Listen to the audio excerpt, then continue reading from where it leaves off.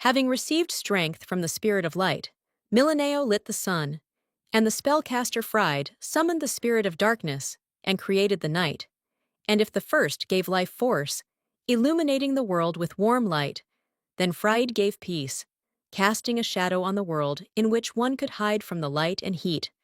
And this is how the world of the Ubera Empire was created by their hands. Today's imperial family of Milano and the Fried archdukes are the only ones capable of controlling spirits in this empire. Princess Ubera Dorothea Millanaire is interested in history. She reads books, but is rather skeptical about what is written in them. Dorothy is distracted from her constant study by the princess's older brother, Raymond Millaneo, who runs into the library. The boy apologizes to his sister for distracting her and offers to play together. Dorothea looks at her brother and remembers how once this true heir to the throne already died at her hands in a past life, when she was a cruel tyrant. Now, Dorothy is experiencing her second life, given to her as a chance to make things right, and she does not want a repeat of the past. This time, everything should be the other way around, and her goal should be a life in which she will be kind, because her main lesson was that good deeds are rewarded with happiness, and bad deeds are rewarded with misfortune. At that time, Dorothea was truly evil, killing the crown prince and seizing the imperial throne. She destroyed all the undesirables and bestowed wealth and power on those she liked. However, when the heroine received everything, only the end awaited her, because the one she loved hated her and chose death, and the people with whom she shared the power strangled her with it. Then Dorothea happily accepted death, but suddenly fate decided to give her a second chance, and the girl was born again. Deciding for herself that from now on she lives differently, the princess understands that now she needs to tolerate her brother, no matter what he does. Ray hugs his sister affectionately. He is proud of how smart and well-read she is. The boy's head contains only flowers and butterflies, but he received more than Dorothy only because he was born a prince. Raymond keeps asking Dorothy to play with him, and then the nurse comes to the girl's aid, advising the boy not to distract his sister from her studies. The nurse notices Dorothea studying Ubera's history and is impressed by her knowledge. The princess reveals what she knows about the spirit stone that disappeared during the time of Kors. The maid never ceases to be amazed at the depth of knowledge of the little princess and wants the emperor to know about them. Dorothea's heart sinks. She asks the nurse not to talk about her with the emperor. The emperor is Dorothy's own father, but this word is alien to her because she does not feel it. Of course, they are related by blood, but this does not matter to Dorothy, since she was unable to inherit the right of Milano. Dorothea's mother, Empress Alice, died immediately after the birth of the girl, and therefore Carnon was indifferent to the child who was born at the expense of the life of his beloved wife. Previously, the girl did everything to make her father notice her. She fell in front of his eyes, demonstrated her intelligence. She tried her best to surpass Ray, but until the very end, her father did not look in her direction. However, with Raymond, it was different. He didn't have to do anything to receive gifts from his father and have dinner together.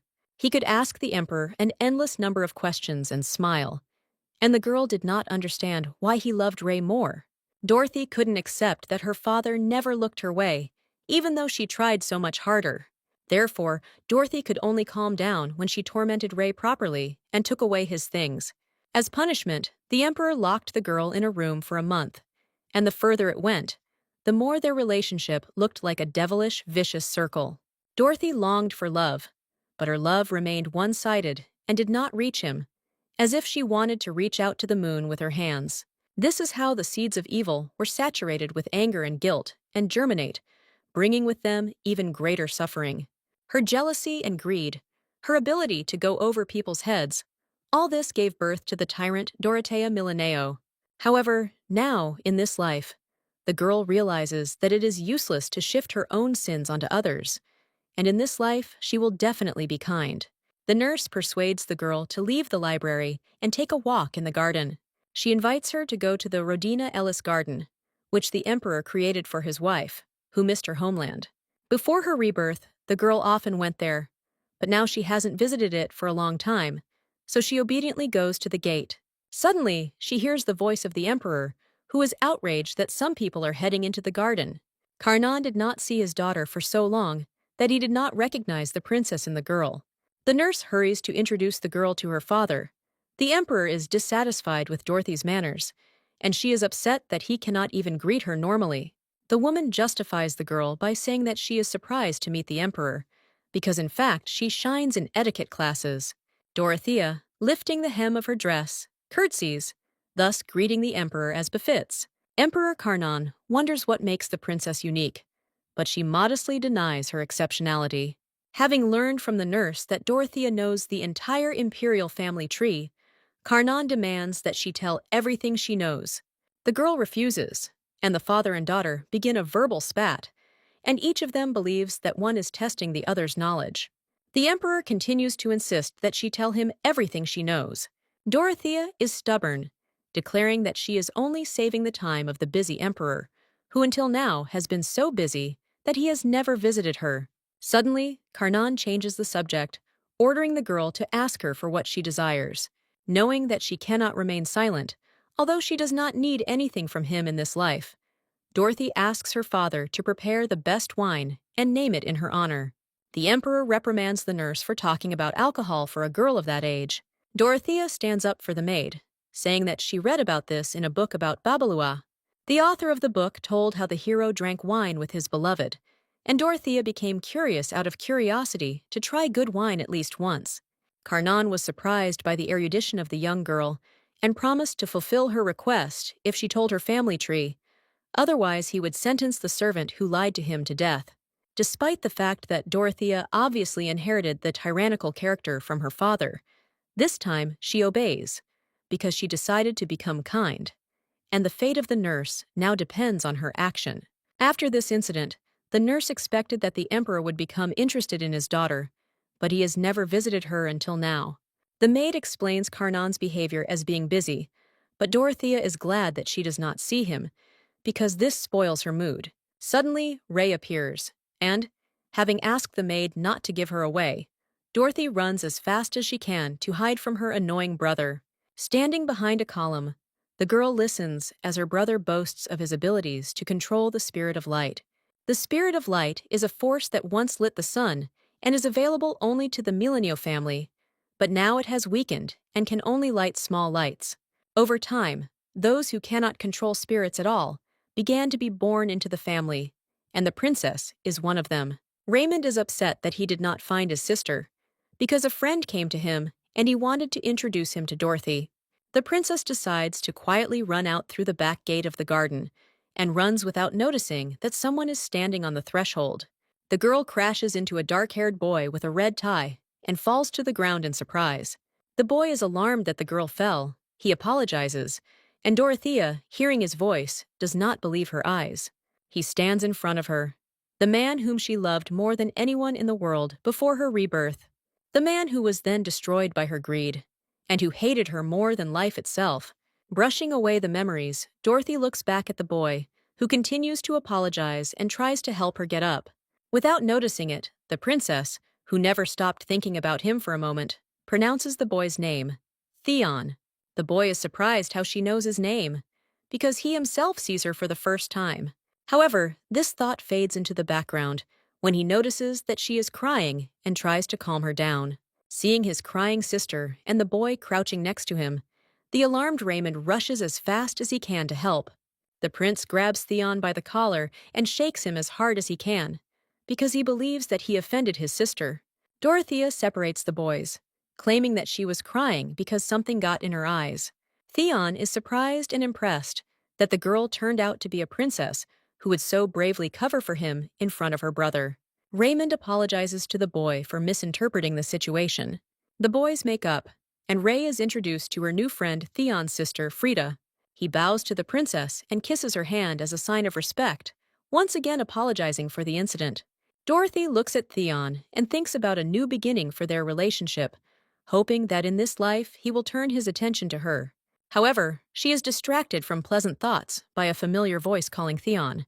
Turning around, Dorothea sees in front of her Julia Delavigne, Theon's first and last love in a past life.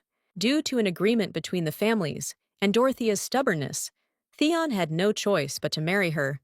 But he loved Julia until his death, and this was Dorothea's past life. She longed for her father's love, but could not get it, and longed for Theon's love, but he did not give it to her. Even after his marriage, Theon constantly corresponded with Julia behind Dorothea's back. The heroine prayed that Julia would disappear, die, and could not be with him. She was delighted when a faithful servant, with a solid track record, brought Dorothea the news of the death of her husband's beloved. The girl consoled herself with the illusion that now her lover would come to her, but he broke away from her embrace, preferring death. And now they are standing here, along with her brother, chatting cheerfully about something. Dorothea notices that Theon and Julia must be together in this life, because they are standing holding hands. Frightened that all her thoughts are visible on her face, the princess turns around and runs away. The brother tries to stop Dorothy, but she runs away with tears in her eyes from the people whose deaths she caused in a past life. Having run to her room, the princess immediately goes to bed and asks the nurse to let her rest. The next morning, Dorothea sits in her room and, as usual, reads a book with interest. However, she cannot concentrate as Raymond nervously paces back and forth across the room. Unable to bear it, the princess slams the book and demands that her brother calm down and stop flickering around. Ray shares with his sister his worries about the fact that this evening he will officially receive the title of Crown Prince. The boy realizes the importance of the event and worries because he believes that he is not worthy of this title. Raymond believes that his sister would be a much better candidate because she is much smarter and more talented than him. Dorothea denies this assumption because she does not know how to summon spirits. Raymond is sure that his sister will soon learn this, since she is very smart. The prince asks Dorothy to wish him luck, since this is very important to him, but does not receive support from her. The ceremony of handing over the crown is one of the main events of the empire, when the next successor to the emperor is named. Dorothea sits before the ceremony begins and looks at the decoration of the palace, which now seems very modest to her. And then the emperor appears, and the princess realizes that she has stopped experiencing any emotions. She looks at the scepter, from which the spiritual stone has disappeared, and remembers what she heard before the execution, that a fragment of it was found somewhere. Now all this has nothing to do with Dorothea, and her attention switches to the prince who has entered the hall. Raymond slowly approaches his father. There is concern on his face, and Dorothy is afraid that he will forget his speech. The girl is dissatisfied with her brother's performance and the way he controls the spirits. If she were in his place, she would not have made such a mistake. The ceremony comes to an end, and the emperor leads the crown prince to the guests gathered to celebrate, with Dorothea following silently behind them. The ladies who noticed the girl, admiring the beauty of the princess, noted her resemblance to her late mother. The emperor, who heard this, became furious and ordered the guests not to talk nonsense. Dorothea is saddened by what she heard, but she cannot leave this place for reasons of decency. Emperor Karnan and Ray are at the center of everything, and Dorothy is treated no better than a candlestick mounted in the wall. Before her rebirth, she would have come to the center and shown her importance, emphasizing what a fool Ray is compared to her. However, now there is not a single such thought in her head. She just wants all this to end as soon as possible. But someone is heading towards her. Raising her head, Dorothea sees Theon standing in front of her with a glass of pomegranate juice in his hands. The princess is glad to see him, and that he is without Julia. Theon invites her to drink juice and hands her a glass. They walk around the hall, and Theon tells how Raymond boasted to him about his sister and her knowledge. The boy suggests that now they can meet in Epistemic. Epistemia is the best academy in the empire, where only the most outstanding talents are trained. In addition, this is the main place where descendants of noble families, studying together, acquire connections for the future. However, unlike Ray, who was easily able to get into this academy, Dorothy, so as not to overshadow the prince with her knowledge, could not get there.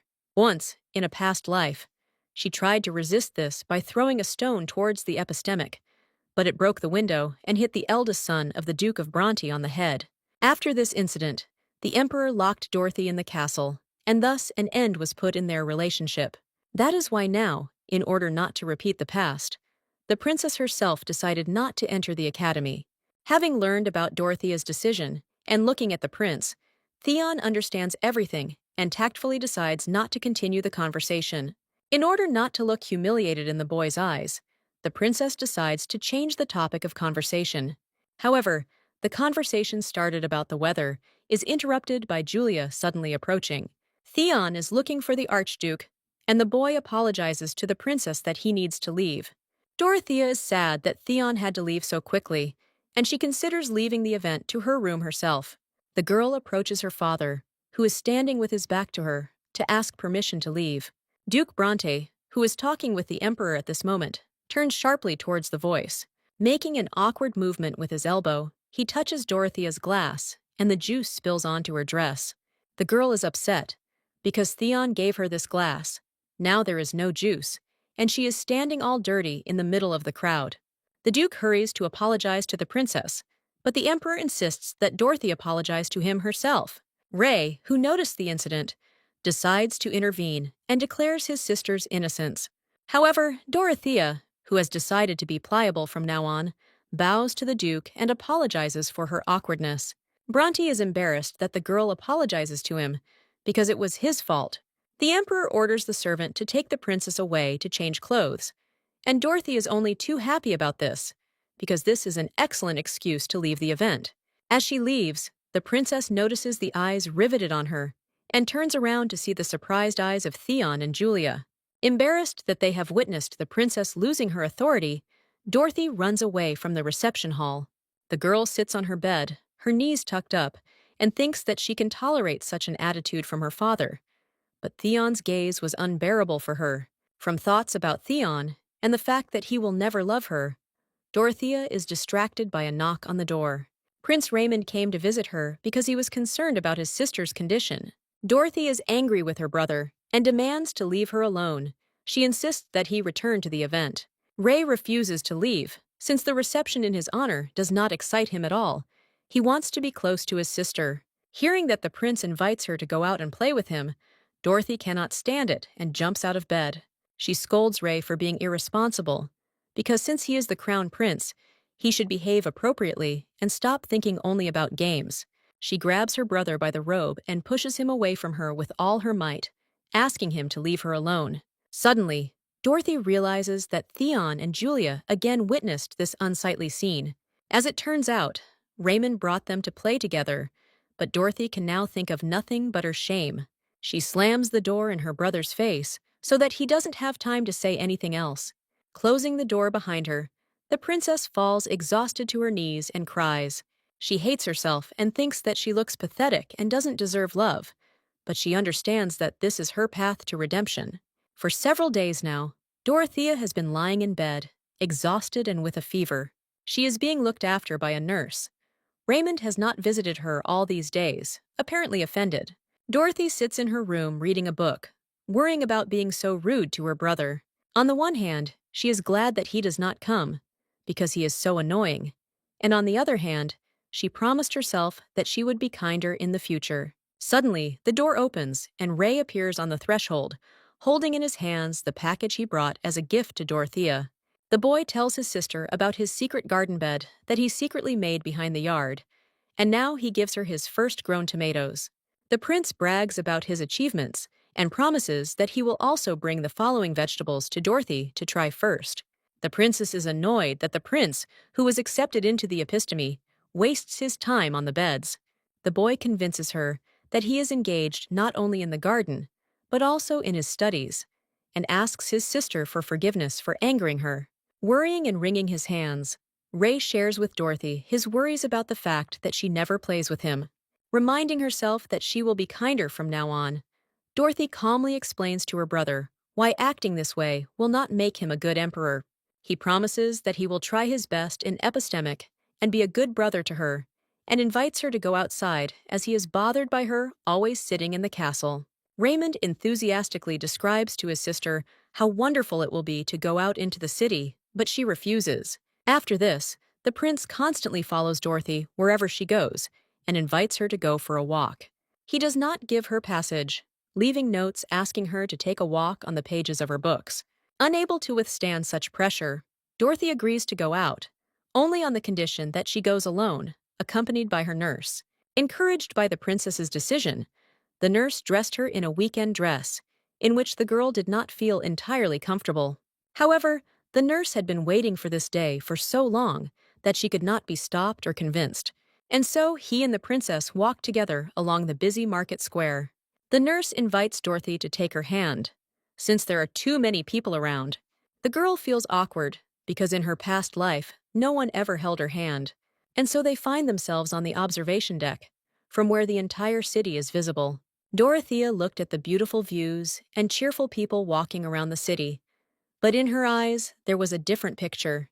In her memory, it was a war-torn city, and the streets were full of people who looked more like corpses, and even the wind was saturated with the smell of blood. And now she looks at the musicians in the square and thinks that this is what an empire looks like without a tyrant. The nurse invites her to go see the performance, and passing by the gateway, they do not notice that some person is watching them from there.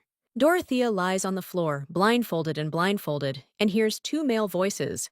The kidnappers, angry that the girl's clothes cost more than their dinner, plan to demand ransom for her, although they have no idea who she is yet. During the walk, the nurse took the princess to all the shops and bought her a new hat. Noticing that the girl did not like dressing up, she decided to take her to a bookstore. After the book, the maid suggested that she go eat delicious desserts and go through the alley to shorten the path. Suddenly, a man who had been watching them, sneaking up from behind, swung his club over the nurse. Dorothy saw the woman stagger from the blow, fall face down on the ground, and rush to help. The attacker covered the girl's mouth with a handkerchief soaked in some kind of odorous liquid. And now Dorothea lies tied up and thinks about how much she would not like to die at the hands of such scoundrels. As it turned out from the conversation between the kidnappers, they sent the nurse for money 3 days ago, but there is still no news from her. Surprised that she had been lying there for 3 days, Dorothy thought that the emperor must abandon her and not save her. The princess decides to take the situation into her own hands and shows signs of life so that the kidnappers will pay attention to her. One of them approaches the girl and, taking off the blindfold, greets her good-naturedly. Dorothy decided to pretend to be a stupid and sweet little girl, thus learning that the man's name was Tito. The girl bombards the kidnapper with stupid questions, such as whether he will be her nurse and who he is in general. Tito answers her questions charmingly and patiently, introducing himself as her dad's friend. Dorothy asks to be allowed to call the man Uncle Tito, while wondering how she will finish him off. Listening to compliments on her appearance, she remembers her past life. Then she knew one person who constantly told her this and asked her to smile. Looking around, Dorothy asks the kidnapper where they are and learns that it is Tito's house.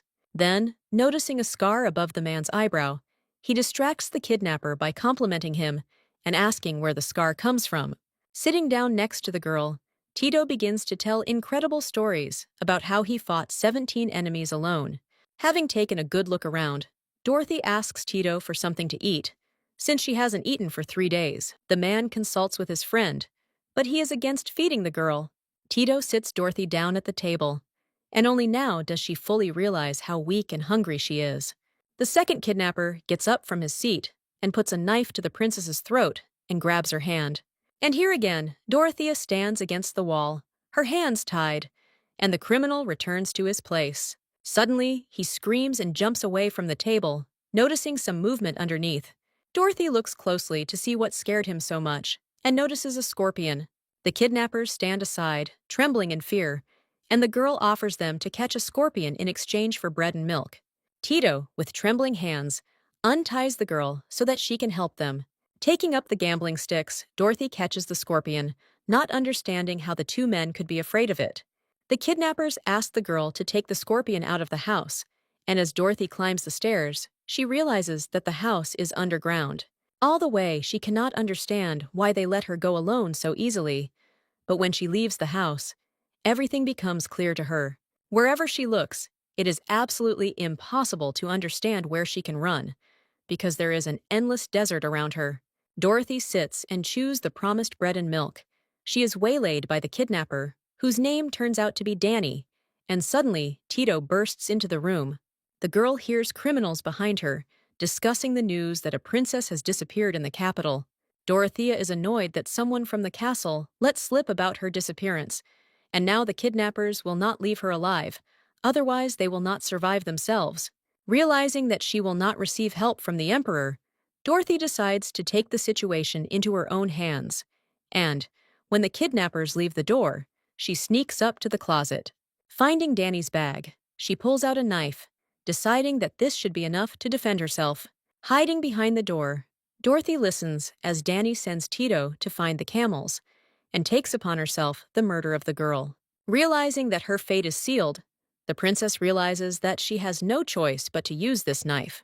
Entering the room, Danny discovers that the girl is not at the table and tries to find her. Dorothy runs at the kidnapper from behind, holding a sharp knife tightly in her hands.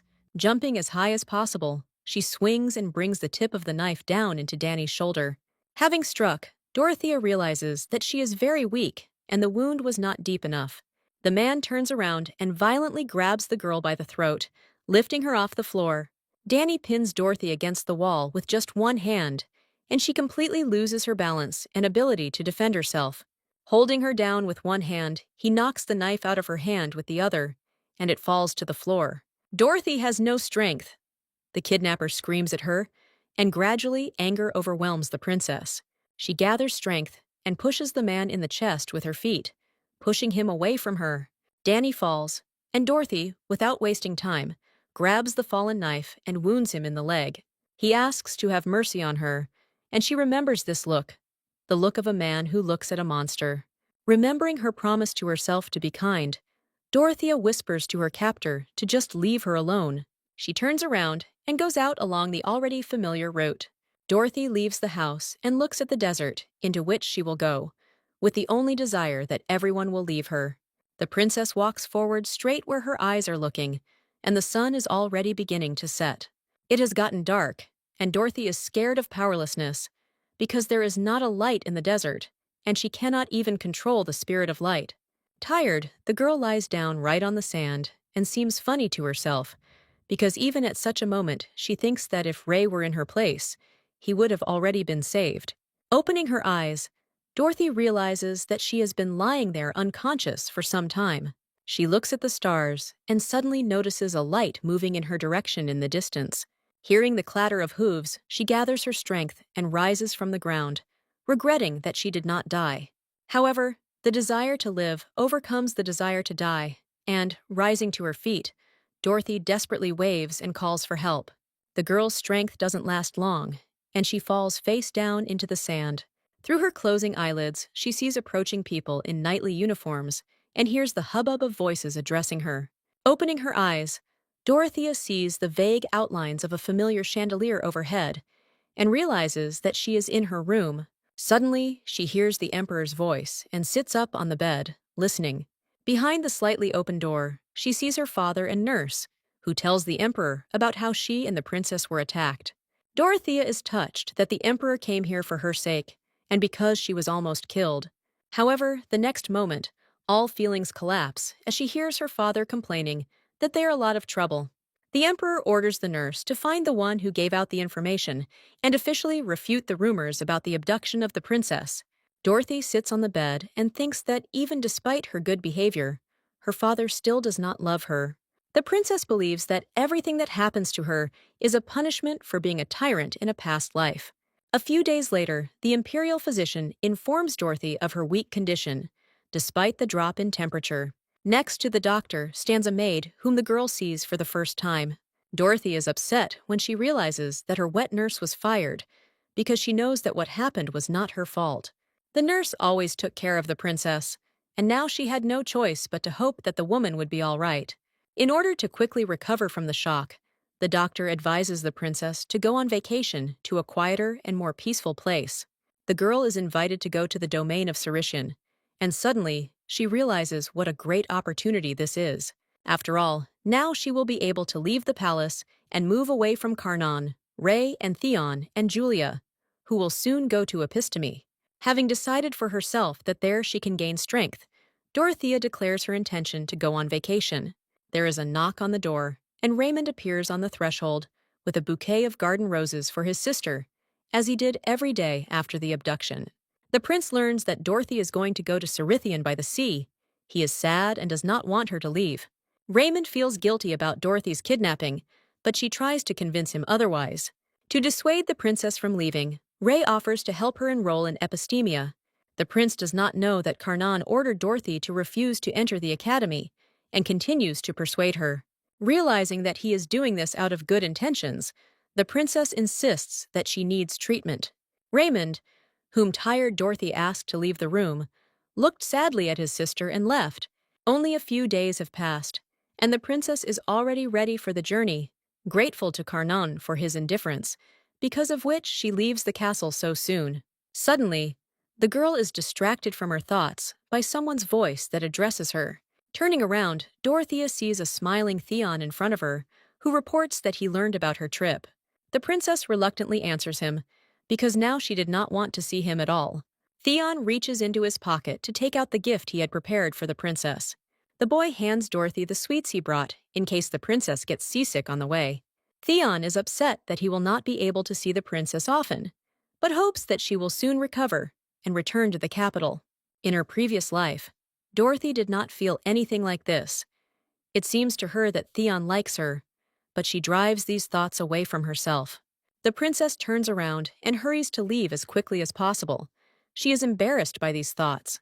Looking after her, Theon clenches his hands into fists with the hope that he and the princess will definitely meet again. Sitting in the carriage, Dorothy convinced herself to be cool and not give in to her feelings. However, she cannot get the thought out of her head that he took care of her and brought her sweets for the trip. And so Dorothea stands on the balcony and listens to the sound of the sea, breathing deeply as soon as she left the imperial palace. Here, in this place, there is no trace of her being a tyrant, and perhaps this is where she can start all over again. In the Saritian domain, the princess is looked after by the castle's maid, Carla. She also introduces Dorothea to the knight Stefan Greenwall, who is also appointed to serve under the princess. The girl looks at him and recognizes him as a knight from her past life, who reached the rank of vice-captain in the best order of knighthood, and she took his life. Dorothy looks at him and realizes that if he is now 18 years old, then he has just joined the order, and instead of being promoted, he is assigned to her as a guard. This makes Stefan seem unhappy to Dorothy, and she extends her hand to him as a sign of her respect. In response to this, as a sign of friendship, the knight slaps the princess on the palm. Sitting in her room, Dorothy decides to write down a list of criteria for a prosperous life. Scratching the paper with a pen, she catches herself thinking that she herself does not understand what it means to her to live a prosperous life. She decides to ask Clara, who brought her tea and cookies, for advice.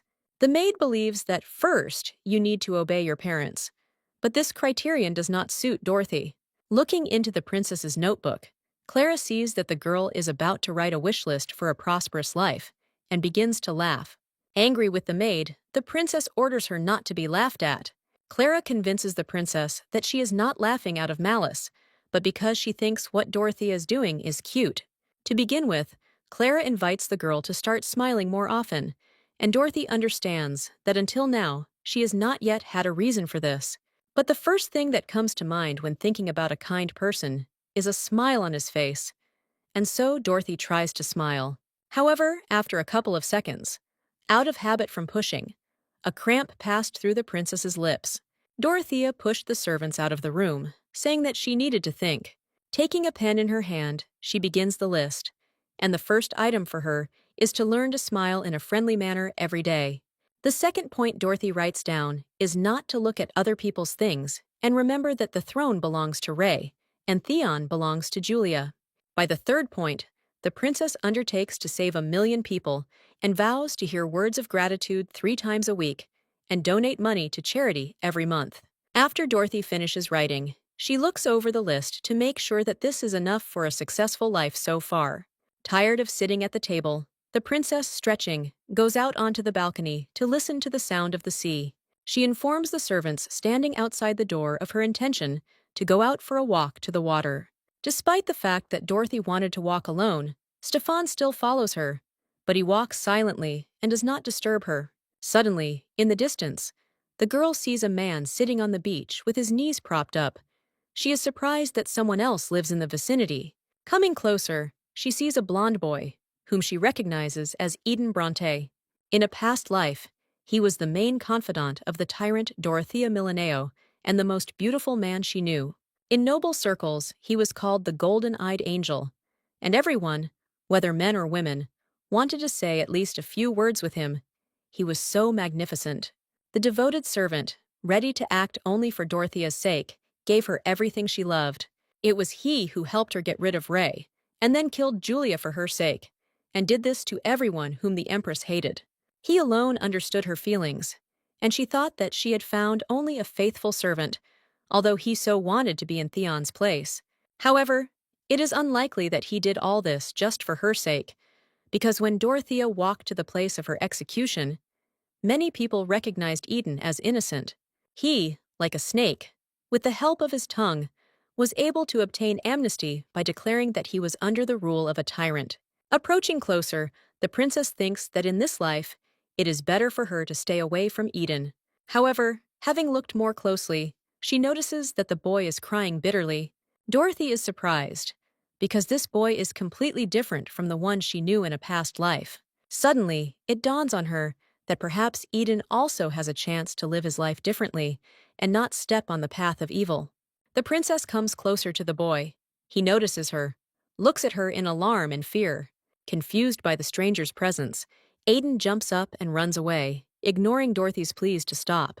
Here it is necessary to tell a little about Eden, who was the illegitimate son of the Duke of Bronte. The Duke accepted him into the family, but until he came of age, the boy could not enter the academy and did not have the right to appear in high society. After meeting Eden, who finds himself in the same situation as her, Dorothy feels tired and decides to return home. As soon as rumors spread in Cerishion that the capital princess had arrived, all the famous families, in order to establish relationships with her, began to send letters to her with offers of a visit. Dorothea pays short visits. All the ladies around are fascinated by her beauty and comeliness. The princess quickly gets tired of everyone's attention and asks Stefan and Clara to take her away. Duchess Bronte, sitting nearby, invites Dorothea to visit them. Deciding that this is a great chance to meet Eden and put him on the righteous path, the princess happily agrees. And the very next day, the princess visits the Duke's castle, where she is met by the Bronte spouses. The princess is invited to a richly decorated table, but looking around, she does not see Eden anywhere. Dorothy asks the owners of the castle about their son, but they say that he is an epistemic, thinking that the princess meant George. She folds her hands under her chin and, with a serious expression on her face, declares her desire to see Eden. Having learned that the princess saw the boy on the beach, the couple whispered about something for a long time. They tell her that Eden is sick, but she stands her ground and insists on meeting him.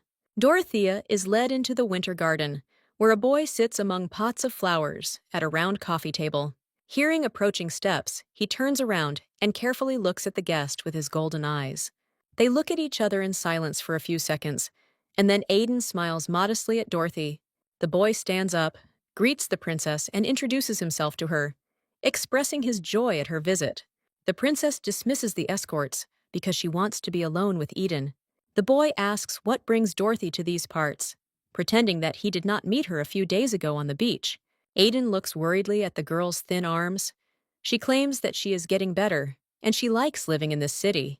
Dorothy studies the boy's every word and movement, but cannot understand whether he is sincerely kind to her or hiding his feelings. Remembering his habit of raising his eyebrows when lying, the princess watches his eyebrows closely. She compliments him, and he lowers his eyes in embarrassment, covering his face with his hand. Dorothy realizes that the Aiden she knew before would not be embarrassed, but would behave defiantly. Suddenly, without expecting it, the boy says that he has never met anyone more beautiful than the princess. Now Dorothea realizes that she is confused, because what he says now may be flattery. Dorothea remembers how she used to always fall for his sweet speeches, and now, having decided that she will become his friend, she invites Eden to her castle. Delighted at the invitation, the boy joyfully jumps up from his chair and, instantly finding himself next to the princess, kisses her on the cheek. Dorothea was pleased to note that she would be able to add Eden's gratitude today to her list.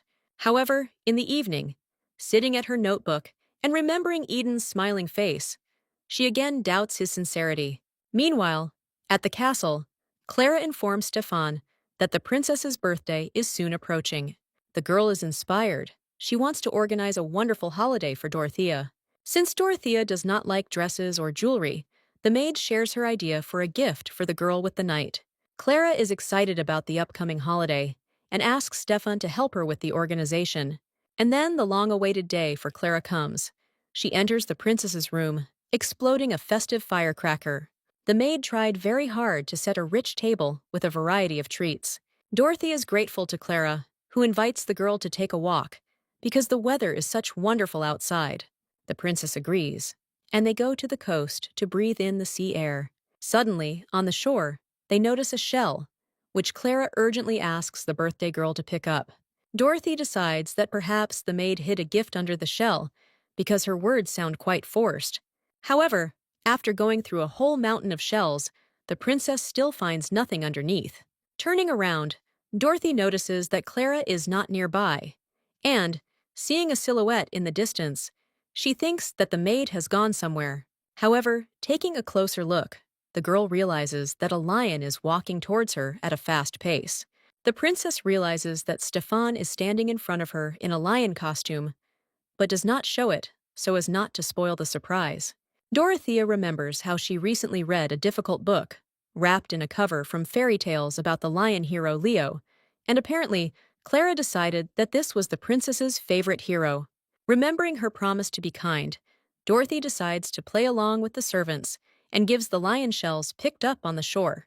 Making a fake face, she asks the lion if his arrival is connected with her birthday. The princess experiences a previously unfamiliar feeling of care and thanks the lion from the bottom of her heart. Another moment, and the princess finds herself in the arms of a fairy tale hero who tenderly hugs the girl to himself. Dorothy can't believe that she is now being held in the arms of a knight, whom she laughed at in the past because he chose a bloody death in the name of the prince. She sees similarities in their destinies, because Stefan also has to make his own way, since he was not part of noble circles. Thinking about all this, Dorothea realizes that Stefan has always been a good and brave man. It starts to rain, and a knight in a lion costume runs and carries the girl back to the castle so that she doesn't catch a cold. The princess says goodbye to the lion hero without revealing that she recognized Stefan in him. Having changed into dry clothes and drying her wet hair, Dorothea examines the letter received from the capital. Having learned that this letter is from Raymond, the girl throws it on the table, into a stack of the same unread letters received earlier. Stefan returns to the castle. He and Clara are whispering about something, pleased that, as it seems to them, they managed to deceive the princess. Continuing to play along with them, Dorothea wonders where Stefan has been all this time. The knight already had a prepared answer that he was in training, but the princess is not going to give up and asks why he did not prepare a gift for her. She wants him to teach her fencing as a gift, so that if the kidnapping incident happens again, she will be able to repel the attackers. Dorothy had not done this before, worried that if she became stronger, she would want more.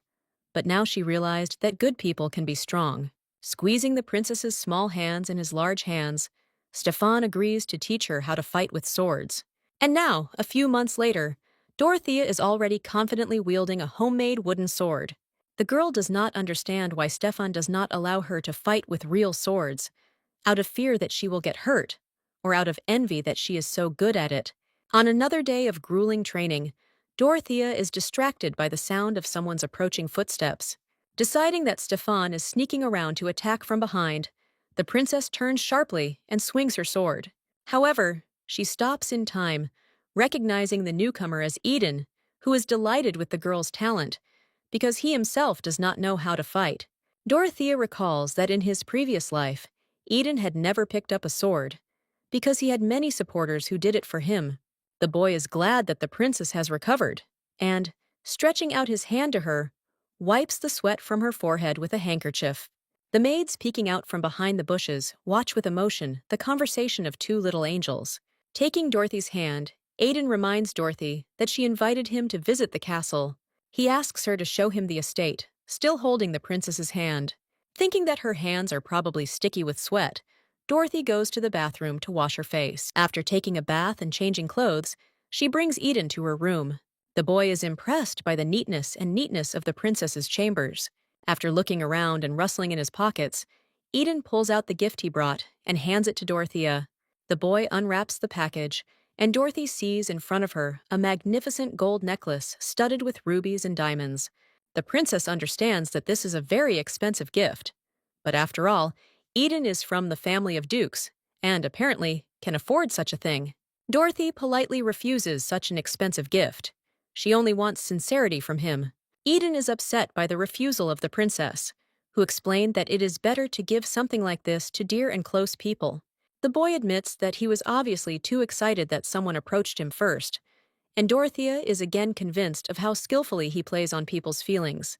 Turning around, Eden notices letters from the imperial palace on the table and asks the princess about them. Having never opened the letters, Dorothy assumed that they were nothing but whining about how hard it was for Ray to study in epistemic school. Having driven away the thought of Ray, the princess invites Eden to leave the room, but suddenly he freezes near the chest of drawers. Dorothea turns around and sees the boy standing right in front of Theon's handkerchief, which he left for her when they met at the coronation. She runs headlong to the chest of drawers, grabs the handkerchief, and hides it in the drawer, hoping that Eden did not have time to see the initials embroidered on it. But obviously, the boy managed to see the handkerchief, since he promises Dorothy that next time he will give her just such a gift. Approaching the door to leave the room, Eden once again silently glances at the chest of drawers. The next morning, sitting at breakfast, Dorothy feels some kind of tension that reigns in the castle. Clara advises her to return to the imperial palace, as a terrible contagious disease is spreading in the city. Many die from this disease because the medicines to treat it are too expensive for ordinary people. Dorothy thinks about it, because she doesn't want to leave this beautiful place where she feels so calm. The princess realizes that this is a great chance to expand her list, and decides to help people with doctors and medicines. With so much money, Dorothea can finally do something good for others. And now, a couple of weeks later, Clara joyfully informs the princess that thanks to her, the village, which was languishing from infection, has regained vitality. With tears of joy, the maid admires Dorothy's kindness, and Eden, who appears as if out of nowhere, stands nearby.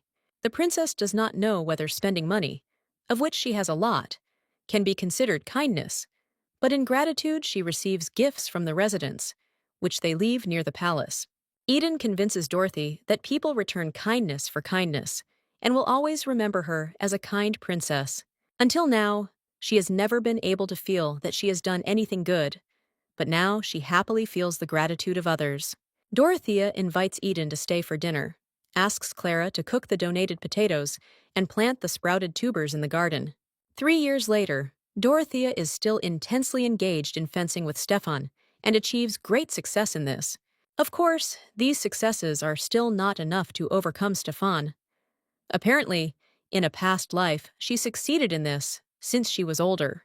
Noticing that his shoulder is open to a blow, Dorothy rushes at the knight and raises her sword over him. However, Stefan blocks her blow and keeps the makeshift sword from striking. Dorothea is furious, because if it were a real sword, he would not be able to grab the blade with his bare hands. Meanwhile, in epistemic, Raymond is sad, having written another letter to his sister, because in 3 years she has never answered him. Theon approaches, patting Ray on the shoulder in a friendly manner, reassures him, assuring him that Dorothy reads his letters. The boy invites his friend to go visit the princess, because the holidays will soon begin in Epistemia. Raymond is delighted with Theon's idea. He jumps for joy at the thought of meeting his sister soon. Dorothy keeps asking Stefan to let her fight with real swords. Clara, who had been waiting for them for dinner for a long time, examines with horror the knight's hands, covered with splinters. She takes the princess to take a bath and scolds her for being so engrossed in her fencing practice.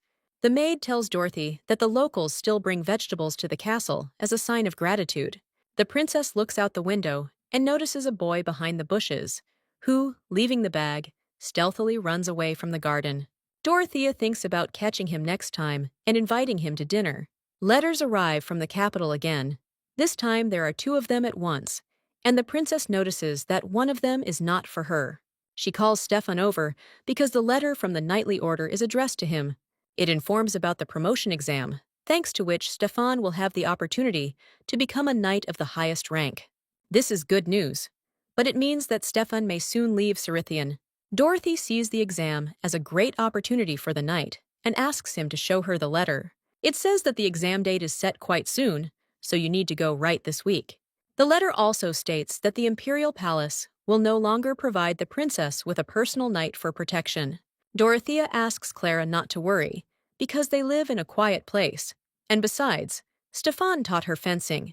Clara leaves, and Dorothy praises Stefan, noting that this is a great chance for him to get promoted, because by staying with her, he is standing still. The princess wants to organize a decent send-off for him and asks him to stay until the day after tomorrow. The knight gets down on one knee in front of the girl, and she repeats her request to stay longer. Stefan takes the princess's hands in his, and after a short silence, tells her that he is her personal knight. He considers it his mission and duty to be there and protect her. Dorothy is touched, but she does not understand why she is surrounded by such fools who refuse benefits and act at a loss. However, Stefan doesn't think he can look like a fool just because he does a job he enjoys. Dorothea looks at him and remembers that he behaved the same way before her rebirth, protecting Ray even when it became obvious that he had lost. Thinking that Stefan has always been a person who makes stupid choices, the girl throws herself on his neck. She hugs her knight tightly, mentally thanking him for the choice that no one else would have made in his place. In the afternoon, Dorothea, accompanied by Stefan, goes to the city square, which today is full of people. Because of the crowd, the princess does not see what is happening, and the knight takes her in his arms. Finding herself above the human heads clustered against the wall, Dorothea sees an announcement about a tournament for amateur swordsmen. Registration for the competition began today, and the princess persuaded Stefan to sign her up for participation. The man at the registration desk makes Dorothy laugh, but the girl does not back down. He is angry at her bickering and accuses her of bad manners. Hearing insults addressed to her parents, Dorothy becomes furious and can barely restrain herself from losing her temper. However, Stefan immediately comes to her aid, thrusting his sharp sword into the man's table, right between his hands. He orders the boar to follow the rules, and he, trembling, hands Dorothea a registration sheet. Coming out of the tent, the princess joyfully thanks the knight for his help and offers to return to the castle. Meanwhile, two boys are walking across the square. One walks ahead, scolding the second, who is loaded with boxes and demanding to call himself a young master and not a brother. Suddenly, the boy drops the boxes and their contents break, angering the elder. Dorothy turns around at the noise and decides to do a good deed before returning and help the boy.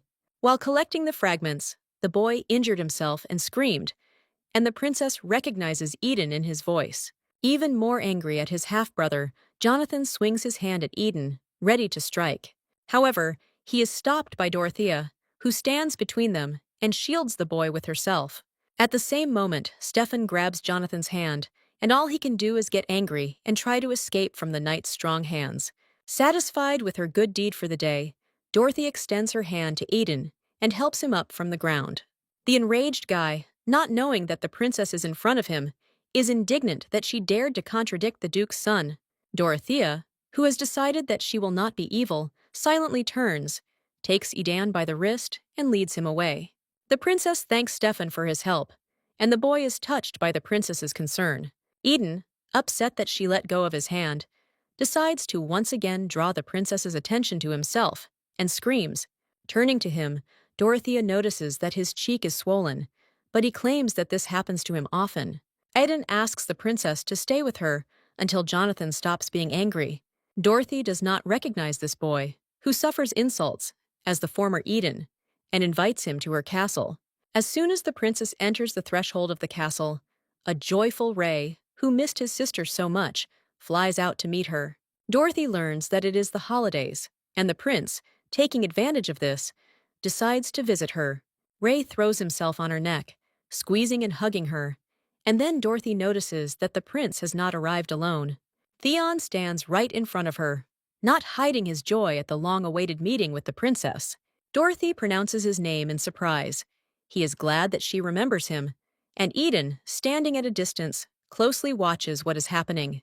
Having learned that Ray invited Theon to go to Cerithian together, Dorothea grabs his hand and drags him out of the room. Locked in her room, Dorothy listens to her brother's excuses for missing her and wanting to surprise her.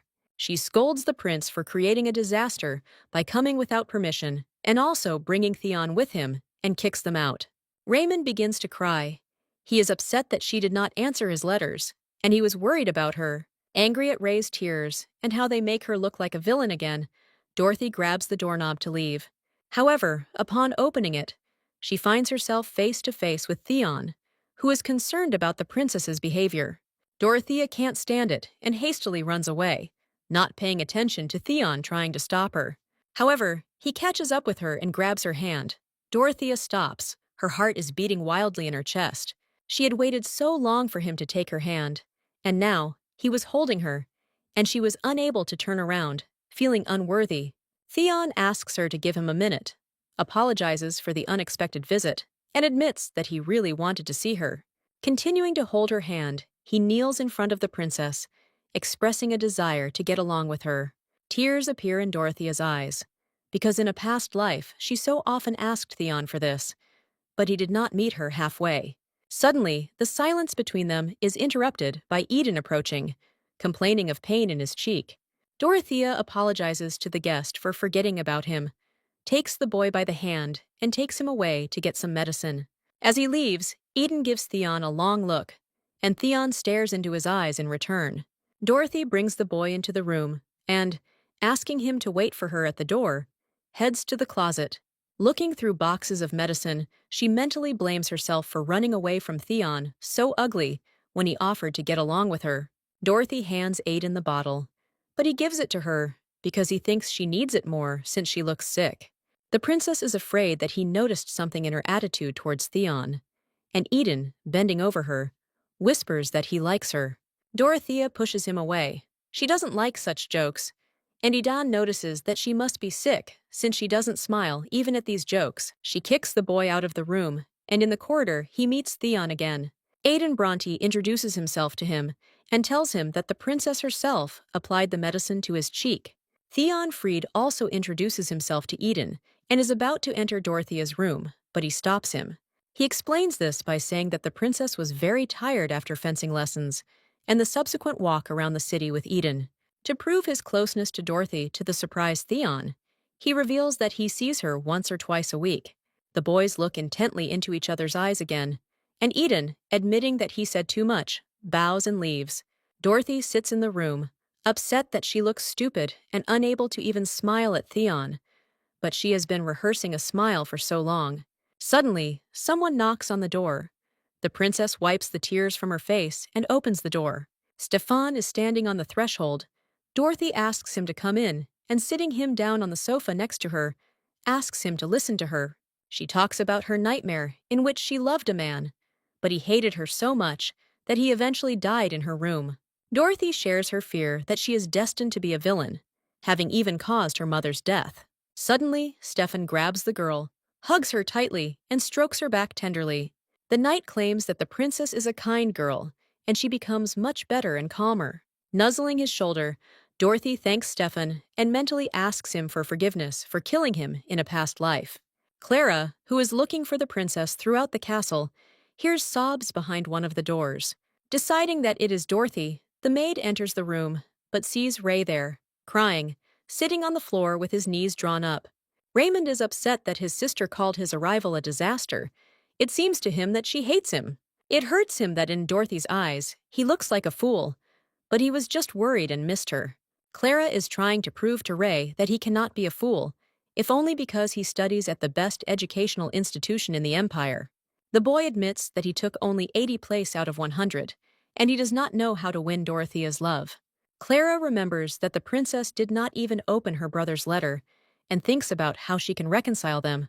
She reveals that Dorothy loves fencing, and Ray decides to take part in the tournament to win her sister's attention.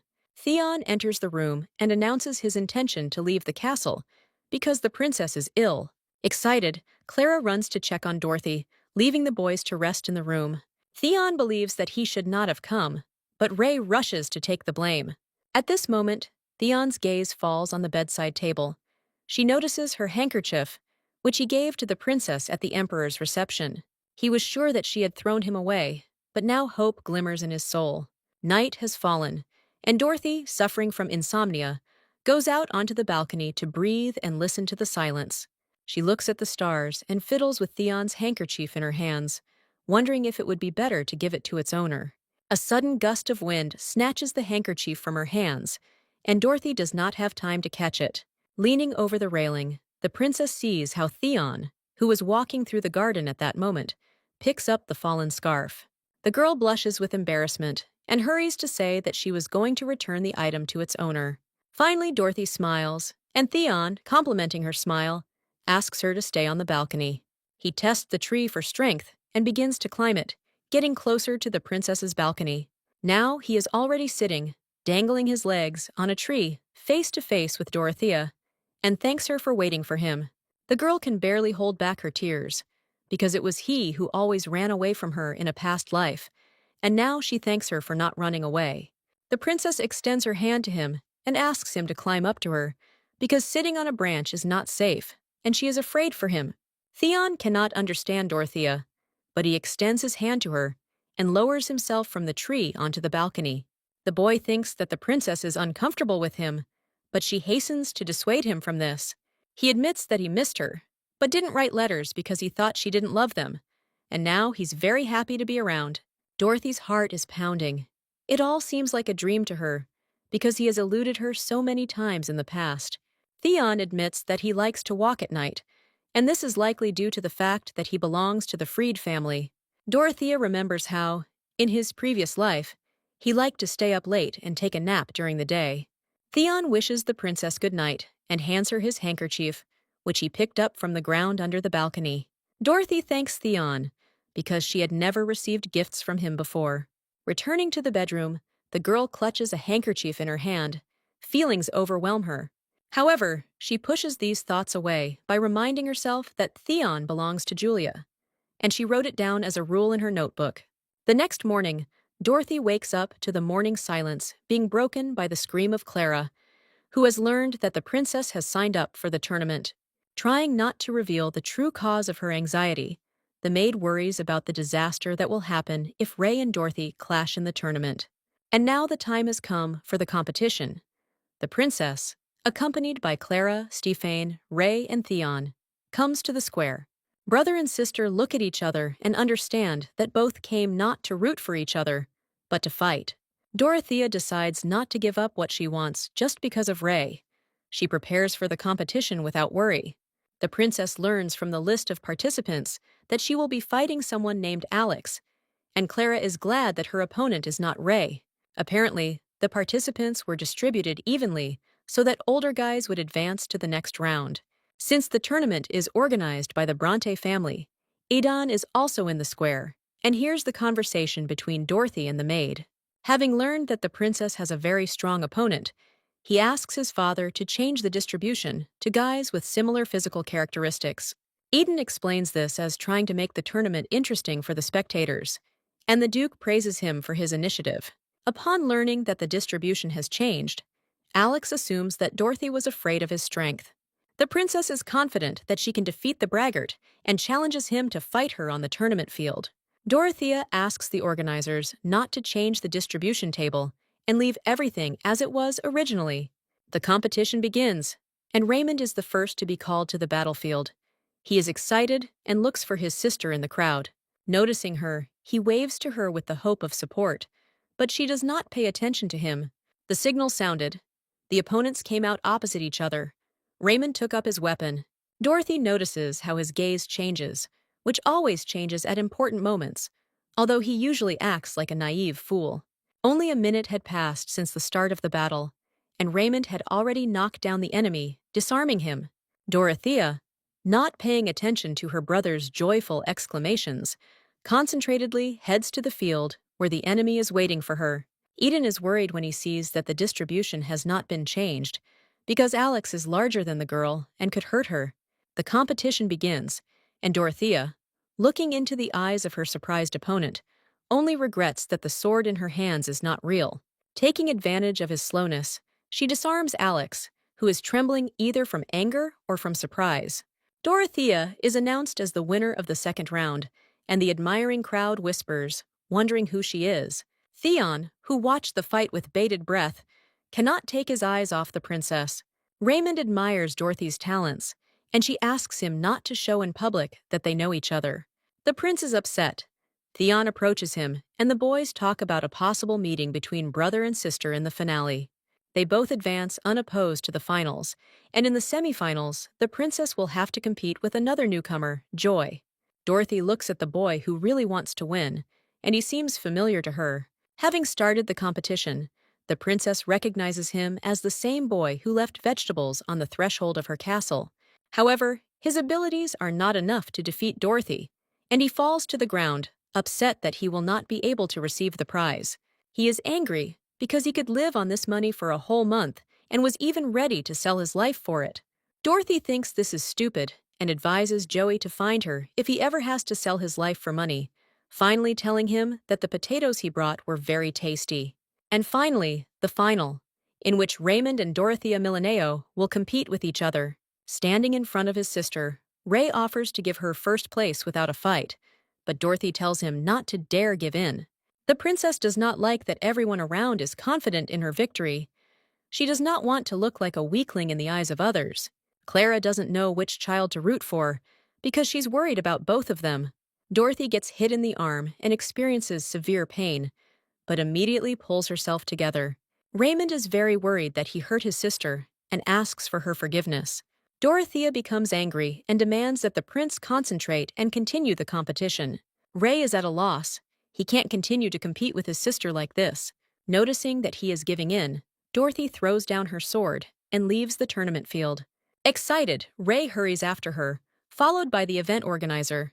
Not noticing the rope holding the tent under his feet, he stumbles over it. The structure begins to fall apart, and the beams are already sloping over Dorothy's head, who has stopped and is angry at Ray running after her. The next moment, everything happens too quickly. The princess sharply pushes away her brother, who ran up to her, and now she was lying on the ground, and her right hand was pressed to the sidewalk by a large wooden pole. Eden and Theon, who were watching what was happening, frightenedly rushed to her aid. Dorothy, with her arm in a bandage, stands in front of Clara and Stefan, who scold her for being so careless. She thinks that when they are both in danger, it is more important to save the prince, but Clara and Stefan think that the princess is more important to them. Dorothea thanks her devoted servants for such words. She is touched by their concern. At this very time, Raymond cries sadly, admitting that his arrival actually turned out to be a disaster, as his sister said. Theon, coming up from behind, calls out to his friend, but he is sobbing so selflessly that he does not hear him. The boy decides to leave the prince alone and goes out into the hall of the Bronte estate, where they all went to bandage Dorothy's broken arm. Eden stands nearby by a column, resting his head in his hands, and obviously thinking about something. Noticing Theon, he expresses to him his assumption that Dorothy is uncomfortable in his presence, and hints that he needs to leave. Theon studies Eden's unpleasant look and expresses his dissatisfaction with his excessive interest in the princess. The boy does not deny this and admits that he really likes Dorothea. Bronte quips that Theon should be familiar with this feeling, because he has a beloved Julia. Theon denies the rumors and claims that he and Julia are just good friends. Dorothea thanks the Duke of Bronte for his help in her treatment. Leaving the castle, she notices, not without pleasure, his brother George next to Eden, who bows to her, recognizing her as a princess. Eden wanted to say so much to Dorothea, but she left without even looking at him. The sun is slowly setting behind the horizon, and the imperial carriage is taking the prince and princess back to the castle. Raymond asks his sister for forgiveness for getting hurt while saving him, and asks her not to risk herself. Dorothy realizes that Ray never became a good emperor because he is too kind, and this needs to be fixed. Having learned from her brother that he is ready to do anything for her, the princess asks him from now on to do as she orders him. Before going to bed, Clara told Dorothy that Theon was leaving soon, so now the girl was lying in bed and could not sleep a wink. She understands that it is unknown when they will be able to meet again, and therefore jumps out of bed. Throwing a scarf over her shoulders, she goes out into the corridor, where she meets Theon, who has just packed his bags for departure. Trying to stop the trembling in her voice, she explains that she came to say goodbye to him. Smiling, he promises that by the time they next meet, he will be prepared enough to be able to protect her. Not recognizing him as the old Theon from her past, she happily promises him to answer all his letters. The guy is happy. The smile never leaves his face when he says goodbye to the princess. However, he suddenly stops Dorothy as she leaves to make sure that she and Eden are just friends. Realizing that Eden Bronte's feelings for the princess are not mutual, Theon leaves the castle with a calm heart. Lying in bed, Dorothy doubts whether everything she saw was a dream or in reality, and imperceptibly falls asleep. She dreams of a past in which Eden whispered in her ear that she had every right to become empress. It was he who inspired her, that she was more worthy than others to take the throne, and she would not have another chance if she did not act. On the day of her father's funeral, she came to the prince, whom the emperor ordered her to protect. Realizing that people would judge her in any case, she attacked her brother in order to kill her only loved one. He asked Dorothea to surrender, since he was obviously stronger than her, but she did not stop and plunged a sword into his heart. Then she decided that he was so stupid that even in such a situation, he showed indecision, and then began to cry, affectionately addressing her in the face of death. Dorothea thought that at that moment she was smiling, having gained the throne, but tears flowed from her eyes. The princess wakes up and replays the nightmare from her memories over and over again in her head. She thinks that in today's tournament, he simply gave in to her, without putting all his strength into the fight. Suddenly, she realizes that perhaps then, in the past, he succumbed to her in the same way, sacrificing himself. Dorothea is distracted from her thoughts by the creaking of the door opening slightly and someone entering the bedroom. The princess gets up in bed and sees Raymond on the threshold, who is worried that she cannot sleep because of the pain in her arm. The boy goes to Dorothy's bed, promising to stay with her until she falls asleep. O carefully covers her with a blanket and tells her that he misses his mother very often. Unlike him, Dorothea cannot miss her because she believes herself to be responsible for her death. Raymond is angry with his sister for her thoughts that if she had not existed, he would have lived happily with both parents. He is happy that he has such a sister, and he is sure that his mother would not regret that she gave birth to Dorothy, because her death was not her fault. The princess listens to Ray and once again thinks about how stupid he is, but she is touched by his words. The prince invites Dorothy to go with him to Lampas, and having received a refusal, asks her to allow him to come to her again. Lying with her back to her brother, the princess promises him to think about his request. Hearing snoring behind her, she sits up and sees that Ray has fallen asleep, his head on the edge of her bed. She tries to wake him up, but instead of leaving, he sleepily plops down next to her on the pillow, and she covers him. Dorothea looks at her brother, who has disturbed her feelings and is now sleeping next to him without his hind legs. It's morning, and Clara goes into Dorothy's bedroom to wake her up. Entering the room, she looks tenderly at her brother and sister sleeping next to her. Raymond has been doing the princess's bidding all morning, and she thinks he has no dignity.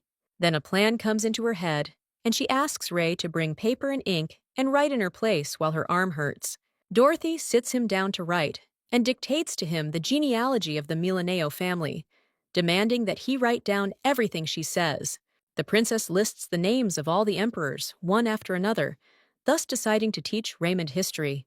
The sweaty prince, who cannot shake the feeling that he is not helping Dorothy study, but is studying himself, diligently continues to write. Suddenly, he stops and excitedly asks if she has received his letters, since there has never been a response from her. In response to his suggestion that she was bored, Dorothy replies that she likes being alone.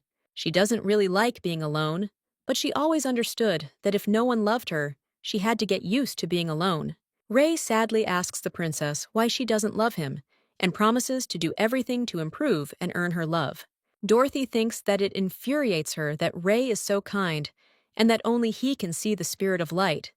It infuriates her that he gets more than her, but what infuriates her most is that in his past life he died at her hands, and only she remembers all these painful memories. Remembering both fights with Ray, from the past and present, Dorothea asks her brother why he refused to win. He insists that he did not give up the victory and was not going to give in, but was only worried about it. Dorothy admits that what she doesn't like about him is that he is kind, and she is evil. Tired, the princess plops down on the bed and invites Ray to continue his studies tomorrow. Bending over her, the the prince promises that during the next exams, he will definitely be among the 50 best students of epistemia. Raymond plans to prove to his sister that he is not a fool and swears to her on his fingers. Meanwhile, at the Bronte estate, Jonathan grabs Eden by the collar of his shirt and is angry that his brother did not tell him that the girl who stood up for him in the square was a princess. Smiling, Eden makes an excuse by saying that, while collecting the broken fragments, his head was spinning, and he forgot to introduce Dorothy. Jonathan's mother, who arrived in time to hear the shouts and insults directed at Eden, stands up for the boy. After hugging him, she decides to punish Jonathan by canceling the party, to which his friends have already been invited. With tears in his eyes, Eden asks his stepmother for permission to visit the princess who was injured in the Bronte family tournament. The woman praises Eden for his kind thoughts and advises him to prepare a gift for the princess. Clara is in the kitchen doing her best and preparing soup for the injured princess herself. After trying it a little, she feels like it's missing something, and she looks around among the people in the kitchen for someone who can help her. Seeing Stefan coming out of the kitchen, she stops him and asks him to try the soup. The knight praises the dish, and Clara, overjoyed, punches his hand so hard that the soup spills onto Stefan's shirt. The displaced maid promises to clean everything and begins to diligently rub the stain with a rag. Suddenly, Stefan breaks free, runs away from Clara, rushes in a circle and runs away, leaving the maid in the kitchen, surprised by her behavior. Dorothea stands on the balcony, looking at the sea and enjoying the beautiful weather, thinking that Eden promised to visit her. At this very moment, Eden himself comes up, apologizing to the princess for being late. He expresses concern that the injury will prevent her from fencing. Noticing that the cool evening is blowing from the sea, the boy takes off his jacket and throws it over Dorothea's shoulders. The princess smells the scent of flowers that always surrounds Eden Bronte. He hands the girl a gift, neatly wrapped in a bundle and tied with a golden bow. Reminding her that she did not accept his previous gift, Eden unwraps it and takes out a scarf with a sword embroidered on it. Dorothea thanks the boy, and remembering that in a past life she had such a scarf, asks where he got one from. It turned out that Eden asked to make it especially for the princess who likes swords. In response to his gratitude, the boy embarrassedly asks Dorothea to fulfill his request. The request is to allow her to sign her plaster, and the princess agrees. Entering the room and taking a pen from the table, Eden writes on the bandages what he has long wanted to tell Dorothea. He wrote that a beautiful pearl matures from old wounds and shines brighter when the night ends. Having learned that Eden was initially confident that she would allow him to sign, Dorothy realizes that she has again succumbed to his plans. Smiling, the boy asks the princess for permission to visit her again soon. A month passes. Dorothy sits in her room, reading a book and thinking about how the castle became calm again after Ray left. Clara runs into the room and gives the princess a letter received from the imperial palace. From it, Dorothy learns that she must fulfill her duties and meet someone from the royal family of Hark. The princess remembers how in a past life, upon ascending the throne, she killed Hark, but cannot remember why she did so. At this very moment, her thought is pierced by a memory. The reason for her action was none other than Eden Bronte. Nereus Hark had a fiancée, Monica, whose family decided to get engaged for political reasons. However, at the debutante ball, she, like many other girls, fell in love with Eden, and he just enjoyed it. Monica announced to Nereus that the engagement was broken, and that even if she was not destined to be with Eden, she did not want to marry without feelings. Angry, Nereus decided that Eden was the cause of all his troubles, and, seeing him anywhere, he humiliated and mocked him in every possible way. However, Eden did not remain in debt, and replied that Nereus could not keep his beloved because of his helplessness. After this, Nereus, as soon as he ascended the throne, immediately attacked the empire, and Dorothea and Eden were able to stop this. Dorothy never liked Hark, but things must be different now, so she decides to create a positive image of the Bronte family. The princess wants the relationship between Eden and Nereus to be normal in this life, and not lead to conflict between empires. Deciding not to hesitate, Dorothea orders Clara to prepare a carriage to go to the Bronte estate. Sitting over a cup of tea with Eden, they discuss the imminent visit of the Hark delegation. The boy tells her that he plans to greet them with her, and Dorothy even choked in surprise. because she was sure that Eden would be hidden as an illegitimate child. The boy wants to ask his parents to take him to the reception because the prince from Karka is the same age as him. Dorothea does not like this idea because Nereus will not even consider an illegitimate who does not study in epistemic. The Duke of Bronte will regret bringing Eden into the world, and the boy will suffer mental wounds. Not knowing how to dissuade him from this idea, Dorothy decides to tell him that she saw an astrologer, and he said that Eden would have an increased aura of death if he met with representatives of Hark. Eden laughs embarrassedly because it turns out that the princess is interested in him from the astrologer. Dorothea understands that she was a little stupid by hastening to name such a reason, but she did not have time to come up with anything smarter. Eden looks at the princess and, with a smile on his face, tries to find out what else the astrologer told her about him. He agrees to her request not to date Hark, but in return asks to accompany her when she makes her debut in high society. Before her rebirth, Dorothea did not have a partner. The place of an escort was considered almost a punishment in the palace.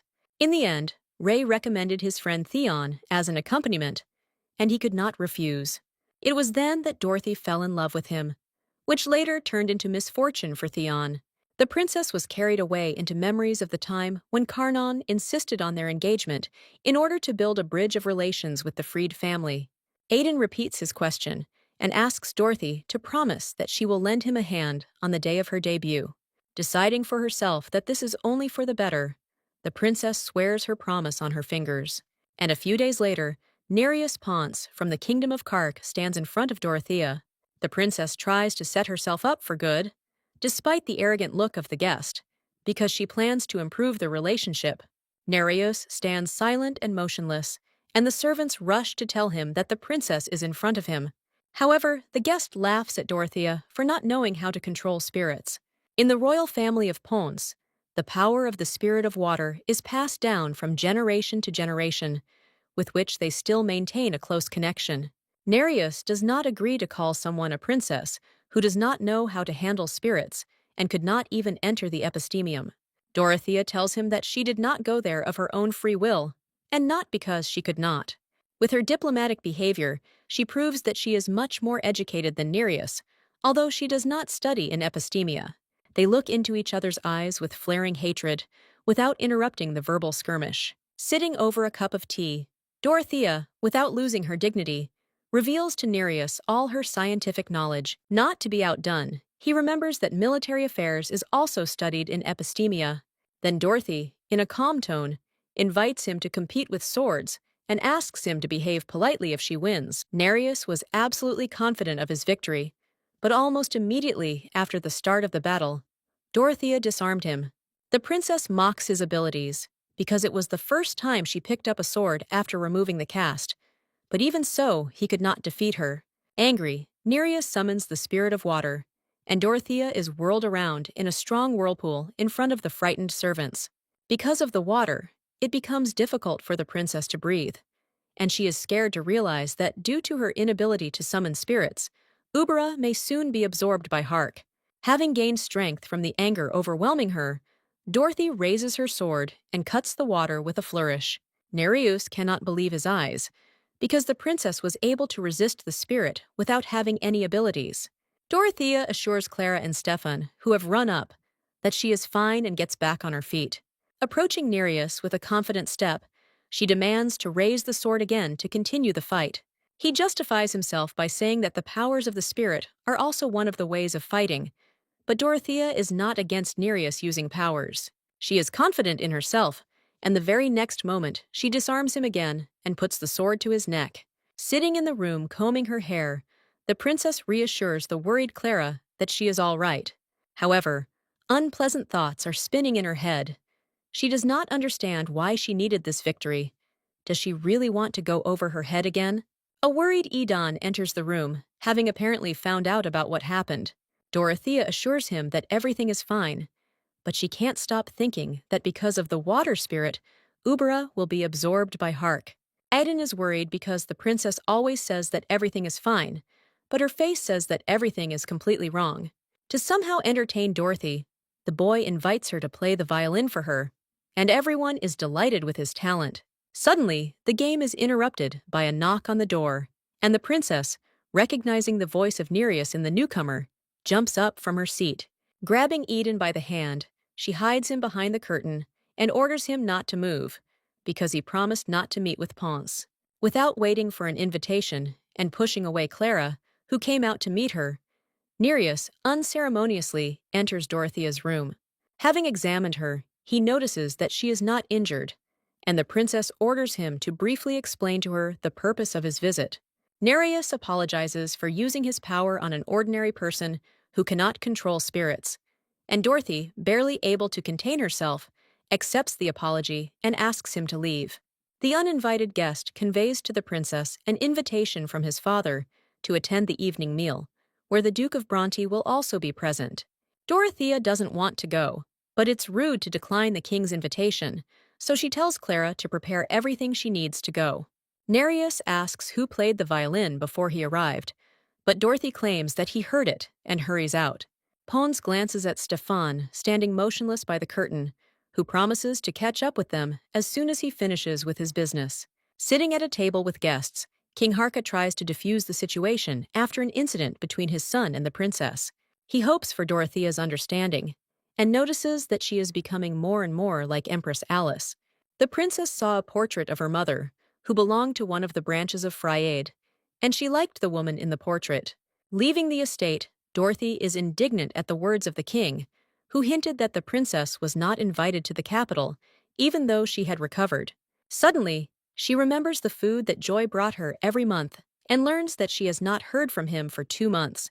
And at this very moment, when she remembers him and wonders if something has happened, he flies up to the princess. Stefan pushes the arrogant boy away from Dorothea, but he does not give up and demands to talk to the princess.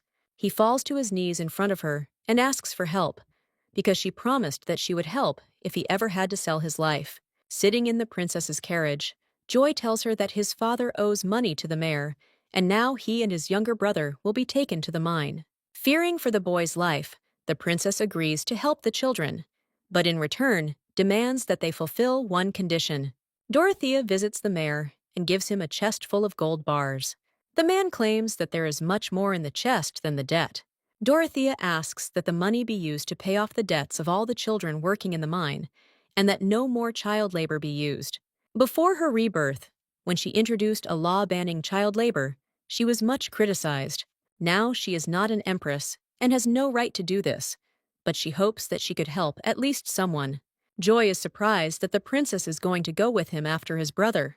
Taking Stefan with them, they all set off together, because it is unknown what could happen. Dorothea looks around in horror, looking at a poor area that she has never been to before. People around looked at the arrivals with interest, because even in simple clothes, the girl did not look like a poor woman. The princess is surprised how people can live in a house built from only slanted boards. Opening the door, they see a frightened boy sitting on the floor, Joey's brother Poe. Upon learning that they are leaving this house, the child joyfully rushes into the arms of his older brother. Joy tells her brother that they are leaving their father and tells Poe to say hello to the princess. Dorothy smiles tenderly at the emaciated boy, who looks at her with large green eyes. At this moment, screams are heard. Poe fearfully rushes to his older brother, and Dorothy turns around towards the screams. A shabby, toothless man stands in the doorway, yelling at Stefan and demanding that the uninvited guests get out of his house. Dorothea is angry at the man who was going to sell his children to the mine, and she reveals that she is taking them with her.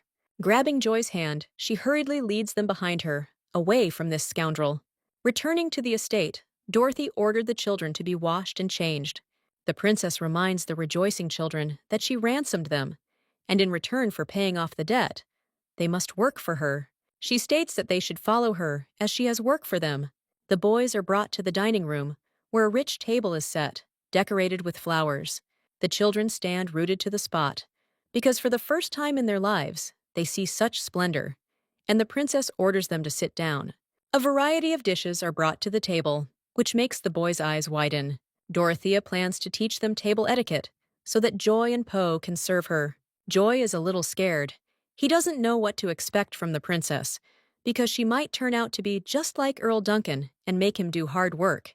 However, looking closely at Dorothea's calm face, he still decides that she is kind. Smiling, Joy tells the princess about her favorite dish, apple pie, and promises to someday give it to her as a token of gratitude. Returning to learning etiquette, the children eat everything on their plates and thank the princess. Suddenly, the door to the dining room opens, and a servant brings in dessert under a silver squash. It turned out to be an apple pie, which the princess asked to bring to the children for their efforts in learning etiquette. However, Joy becomes upset, both embarrassed by Dorothy's kindness and saddened by the fact that he wanted to give her the pie first. The princess reassures him and tells him that the people who work for her must be neat and healthy, so now their task is to eat well and become healthier. Dorothea wrote about all this in her letter to Theon, reading which he bursts into a smile from her kindness. He sits down at the table and reaches out to the ink to quickly answer the letter. However, the hand does not obey, it trembles. The heart beats wildly, and Theon's body ceases to obey. He is scared, not understanding what is wrong with him. Eden came to visit the princess. Clara accompanies him to the whispers of the maids touched by his beauty. Walking down the corridor, he hears the voice of Dorothea, who scolds someone for hiding a pie in the room. Opening the door, Eden sees Dorothea taking away a moldy pie from two boys, which they regret throwing away. Having learned from Clara where these children came from, Eden greets the princess and admires her action. Dorothea leaves the room, and Joy and Poe are left alone with him, recognizing him because he was present at the swordsman's competition. The boys talk about Dorothea's kindness and how they are learning letters and history at the castle. Eden expresses his dissatisfaction with the fact that the children stuck to the princess like parasites. Joey claims that he's not one to sit around doing nothing. He just doesn't know how he can repay Dorothy. Good-naturedly placing his hand on the boy's shoulder, Eden shares an idea he has about this.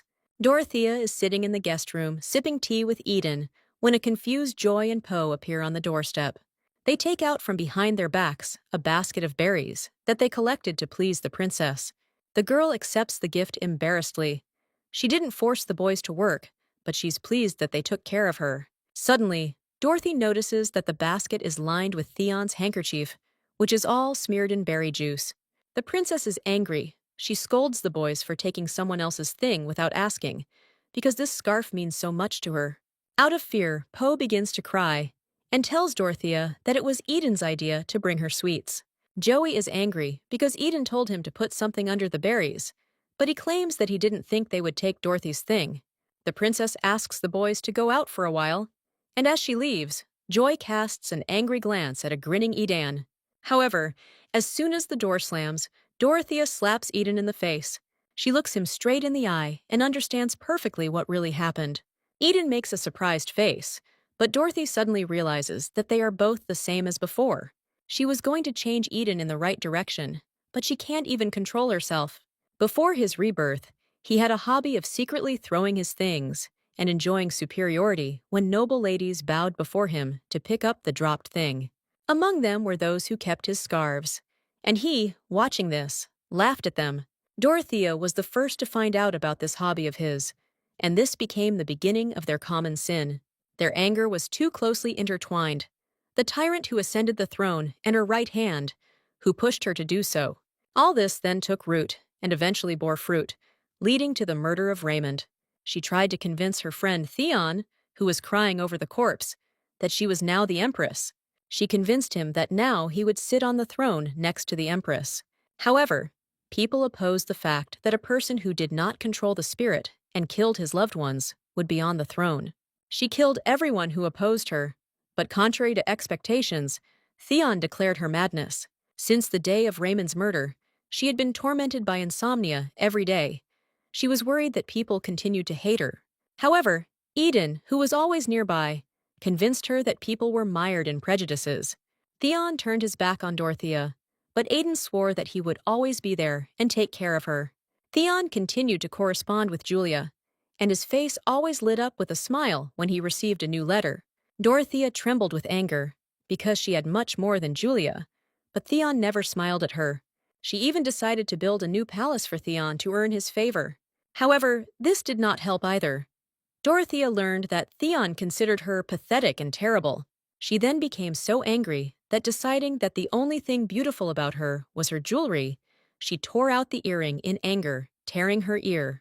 Aiden, who arrived in time, saw in horror the bleeding ear and hurried to help Dorothea. At that moment, it was reported that Theon wanted to see the Empress, and she turned around with the hope that he had finally come to her with love. However, Theon was angry. He learned that Dorothea had revoked the title of the de la Vignal family and banned them from appearing in the capital. Dorothea asked her husband to stop being interested in Julia, and Eden silently watched the scene. Having heard from the enraged Theon how much Julia meant to him, Dorothea slapped him in the face. Stating that he never swore that he would belong to her, Theon turned and walked out, with Dorothy rushing after him. However, Eden stopped her, convincing her that she would only hurt her husband's feelings, and she needed to wait a little. Holding Dorothea close to him, he promised that one day everything she wanted so much would definitely come into her arms. The Empress gave Theon everything she had. However, the more she gave, the stronger his indifference became. One day, when Dorothea was once again thinking about how to win Theon, Eden came to her. He arrived to report that Julia was dead, having suffered an accident while wandering alone without protection. Dorothea thought that perhaps it was Eden who killed Julia for her, but she didn't care. She was already rushing to Theon, because now there was no barrier between them. The Empress found her husband in the garden. He lowered his head and held a dead bird in his hands. With tears in his eyes, he turned to Dorothea and asked if she still loved him. Kneeling down in front of her husband, Dorothy replied that she continued to love him. Dorothea, with tears in her eyes, convinced Theon that she was not involved in Julia's murder. Grabbing the Empress by the hands, Theon told her that her greed had ruined him. After some time, he committed suicide, and his shadow began to haunt Dorothea, and she could not do her work properly. In the end, the Empress, who turned the country into chaos and killed a huge number of people, was sentenced to death. Before her execution, Eden approached Dorothea to ask her about her last words. Kneeling down on one knee in front of her, he wanted her to ask him for salvation. However, Dorothea refused, because her life without Theon no longer had any meaning. Eden was furious. He could not understand what was so bad about Theon that even in the face of death, the Empress could not forget about him. Dorothea just smiled and asked Eden to become a good hero, because all this time she had only succeeded in the role of a villain. Looking at her silently, Eden pulled a crystal from his wand and handed it to the Empress, but she turned away. The next moment, an axe flashed over Dorothea's head, and the Empress was beheaded. She died with the thought that no one in the whole world loved her, and if she had known that this would happen, she would have ended it all earlier. Now Dorothea stands, clenching her fist, trembling, and does not understand why all these memories visited her right now. However, she knows one thing for sure. She and Eden are very similar, so they can only make each other worse. Being close to Eden, Dorothea is afraid to succumb to greed again and take the path of evil. Eden apologizes for being wrong and hugs the princess tightly, preventing her from leaving. He asks her to stop crying, but tears flow from his eyes. Dorothea pushes him away. She thinks that apologies are also a mask, because in his past life he never apologized. Eden regrets what he did, because he committed this act out of jealousy, wanting to be the princess's only friend. He is afraid that if Dorothea is friends with others, he will be left alone, but the princess does not know how much to trust his words. The emperor is informed of the successful visit of the delegation from Kark to Cerithian and how impressed they were with the princess. The speaker also reports on Dorothea's successes in fighting infection, charitable donations, and the development of her mind. The emperor learns that the princess has already recovered sufficiently and even took part in a fencing competition. Karnan orders Dorothea to be returned to the palace and decides to send her to the entrance exams for epistemia. He believes that the exam will allow him to understand whether the princess is really as smart as they say she is. Stefan sits in the garden, polishing his sword and thinking about the years he spent in Cerithian next to the princess. He remembers his first meeting with Dorothy when he and the other knights discovered her in the desert. Meeting the princess again at the estate, she did not recognize him, but he clearly remembered how her thin arms clung to him in the desert. Therefore, when they officially met, he did not dare to shake her hands, fearing that those thin palms would break from shaking hands. When the princess first asked to teach her how to wield a sword, Stefan was delighted, because now he was not practicing alone.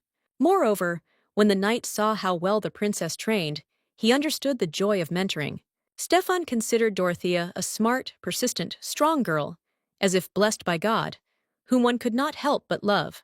However, one day the princess told him about her nightmares, and Stefan realized that the fate of this girl would never be worthy of love, since she was born by killing her own mother. Empress Alice bled to death while giving birth to Dorothy. The doctor was barely able to save the child, dying in a sea of blood, but they say that in the end, his head was cut off. Stefan doesn't understand who could tell Dorothy about this, who didn't need to know about everything, because now she's tormented by guilt. The knight regrets that he is not as sweet and open as Clara, and it is difficult for him to speak words of encouragement to the princess. Suddenly, a rustling is heard behind the bushes. Stefan gets up and sees Joey, who has fallen from fright. The boy sits next to him and asks about how Stefan became a knight. Joey would also like to become a knight, but he believes that he will not succeed because he is not from a noble family. Stefan sadly listens to the boy, thinking about something of his own, and asks him if he really wants to become a knight. Joey enthusiastically convinces Stefan of his desire, because he believes that it is cooler to die fighting the enemy than from labor in the mine. In addition, the boy believes that if he becomes a knight, he will be able to repay his debt to the princess, because she saved him. And now, Stefan is already telling Dorothea about his desire to teach Joy and asking her permission. Having received consent, Stefan asks the princess whether she will continue to engage in fencing. However, Dorothy believes that it is dangerous for her to become stronger, because holding a sword in her hands, she is overcome by the desire to win and capture. Clenching her fists and not looking Stefan in the eyes, she refuses to continue training under the pretext that she is bored. The knight sadly sees off the girl, who hastily left the room. The chef scolds Poe for hanging around the kitchen, because if the boy is hungry, all he has to do is ask. However, Poe is not hungry, he wants something else. However, he is too shy and embarrassed to ask. The chef leans over the boy to whisper his idea in his ear.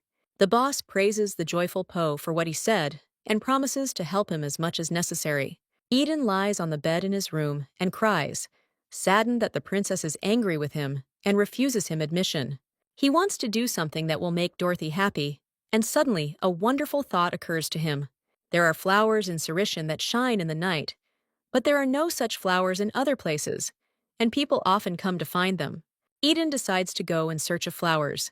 It has already become dark, and he regrets that he did not take a servant with him. However, he discards these thoughts, since he must do this only on his own, so that the princess will rejoice thanks only to him. And finally, Eden finds a flower. It grows on a rocky, steep mountain slope. Clutching Theon's handkerchief, Dorothy thinks that, despite Eden's apologies, she doesn't want to see him yet.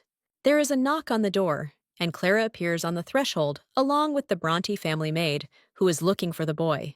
Dorothy finds out that he went looking for a flower for her and never returned. Eden, clinging to sharp stones, climbs the sheer cliff, and now he has almost reached it. Making a final push, he grabs the stems and pulls out the flowers, admiring them with a fascinated gaze. Suddenly, the sole of his shoe slips, and before he knows it, Eden is flying down the cliff. Concerned, Dorothea, accompanied by Stefan, goes into the forest in search of Eden, constantly shouting his name. There is absolute darkness all around, and suddenly, the princess sees some kind of glow in the distance behind the bushes. Coming closer and parting the bushes, she sees Eden sitting on the ground, wiping away tears with one hand and holding flowers in the other. When he sees Dorothy, he turns away from her because he doesn't want to appear so dirty and ugly to her. The princess cleans Eden's face from dirt with her sleeve. She understands that because of the past, she did not look at him at all in the present. She doesn't care at all what he looks like now, because for her sake, he went in search of a flower, risking his life. Dorothea weaves a flower into her hair. She realizes that the beauty of Eden's soul is important to her, and not what he looks like. She places the second bud behind the boy's ear and joyfully thanks him for the gift. For the past few days, Joy and Poe had been avoiding Dorothy. As soon as they made eye contact, they flinched and ran away. And then there is a knock on the door of the princess's room, and on the threshold stand Joy and Poe, who is holding a plate with a piece of apple pie. As an apology for his behavior, Joy, as promised, gives the princess a pie that the cook helped the brothers prepare. Dorothy is delighted with the pie, because before no food has brought her as much pleasure as one that was prepared with her in mind. She thanks the boys, they jump with happiness, because they managed to please the princess, and at that moment someone comes in. Turning, Dorothea sees an imperial knight who has arrived to give her orders from Karnan. The princess is informed of the emperor's order to return to the capital, since her health has already been restored. Out of anger, Dorothy even drops the pie from her hands, because everyone who cares about her is in Cerithian. The princess tells the emperor that she will stay at the estate until Joy and Poe bake her a new pie. Raymond silently runs after Theon, walking along the corridor, and joyfully falls onto his shoulders. Out of surprise, the boy pushes his attacker away, not immediately recognizing him as a friend. Ray notices that Theon's hands are shaking very much. He is worried about his condition, because the boy even missed his history lesson. Julia appears in the corridor, calling Theon, and the two of them leave to talk in private. Ray sees that something is happening to his friend, but hopes that there is nothing serious, and Theon will soon tell everything himself. Sitting over a cup of tea, Julia notices that Theon looks especially tired today. He tells her about how he went for a walk at dawn, but suddenly his vision went dark, and the bird he was looking at died. Grabbing his hair, he realized his guilt, and that he had killed the bird without meaning to. Theon again grabs his hair, a trembling again pierces his body. Julia rushes to him. He apologizes, calms down, and shares his concern with Julia, not understanding where he got such strength from. At some point, strange symptoms began to appear, and at first it was just a light trembling in the darkness, but gradually this power of the spirit of darkness became greater and began to kill first small insects and now a small bird. In the Fried family, which entered into a contract with the spirits of darkness, no one has received this power for almost 100 years, and now, feeling its awakening within himself, Theon is afraid of harming someone. Julia reassures him, because generations have passed, and the blood of the freed family has become very diluted, so Theon will not become so strong as to harm a person. Julia advises him to also tell Ray about everything, because he can control the spirit of light and may be able to help Theon. But he had already asked Ray about power and learned that the prince had been communicating with the spirit from the very beginning. But with Theon, everything is different. The spirit appears, does what it wants, and disappears. In addition, to control the spirit, you need a high degree of intimacy with it, and Theon does not have this. The boy remembers that the power came into him when he was about to write a letter to Dorothy. He hopes that he will learn to control the power before his next meeting with the princess. Clara informs Dorothea of a letter she has received, inviting her to a meeting in the Countess Duncan's salon. The princess also learns that this time someone will be making their debut in high society. Over dinner, the Duke of Bronte began to think that Princess Dorothea was showing great interest in his illegitimate son. He knows that the princess refused visits to other noble children of her age, but she often spends time with Eden. The Duke considers it a good chance if a scandal occurs between his son, with an unfortunate origin, and the princess. He orders the maid to urgently call the Duchess to share his thoughts with her. After all, an illegitimate son and a princess unwanted by his father can become a wonderful couple. Without waiting for the Duchess to arrive, the angry Duke himself follows her into the room. Having learned that her husband is planning to bring Eden into high society, since Princess Dorothea is interested in him, the Duchess is beside herself with rage. She is ashamed that the Duke decided to trumpet to the whole world that he slept with a woman from a bar, fathered a child with her, and is now raising him. She assures that she has always treated the boy no worse than her son, and by allowing him to be taken away, she has already given him all her moral debt, and she does not agree to more. Bronte believes that Aiden is old enough to face the world, and he suggests that the Duchess fears for Jonathan's place. The Duchess is sure that she will be ashamed to look people in the face if she brings out a child conceived by her husband with another woman. She tells her husband that she thinks Eden is very cute, but she will never be able to love this child. At this moment, the sound of a cup breaking on the floor is heard, which was dropped from the hands of Eden, who became an accidental witness to the scandal. The boy freezes for a moment, and then runs away from the room as fast as he can, not stopping to answer his father's call. Entering his son's room, The Duke finds him in tears. The boy is annoyed that his parents are embarrassed of him. Bronte tries to convince Eden, who does not understand why they are hiding him and fighting over him. He thinks that the reason for this is that he disappointed his parents and did not enter the epistemic school. He begged the Duchess to take him to the exam so much that she gave in. But there was an accident on the way, and they never got there. Eden believes that he is not to blame for his mother's low origins, so he does not understand why they fight because of him. The Duke assures the boy that he is innocent of anything and promises to formally introduce him as his son at a reception with Countess Duncan. The boy knows that his father and Duchess sincerely care about him, and the man realizes that he paid little attention to this precocious child. Princess Dorothea enters the Countess's estate, and everyone immediately showers her with so many compliments that she already regrets coming. She is distracted from the noisy ladies by the Duke of Bronte, who comes up to say hello and express his respect. Suddenly, Eden comes out from behind him. The princess is stunned by his appearance. She is surprised, because before her rebirth, Eden first appeared in high society only after Jonathan, who died during a hunt. Dorothea does not understand what mental changes have happened to the Duke of Bronte, because until then, they constantly hid him. The princess is happy about Eden's debut, and sincerely congratulates him on his first appearance. The boy was relieved to meet Dorothea here, because he was worried, not knowing how to behave among strangers. The princess is sure that Eden will quickly get used to it, but his father calls the boy to the beginning of the event. Eden kisses the princess's hand and asks her forgiveness for having to leave her. Standing among the crowd, Dorothea hears the ladies whispering, blaming the Duke, and admiring the generosity of Madame Bronte. But Dorothy knows that soon everyone will go crazy with the desire to approach him, because in his past life, his influence in high society was enormous, so much so that depending on whether Eden came to the ball, the number of visitors changed significantly, and this became his power.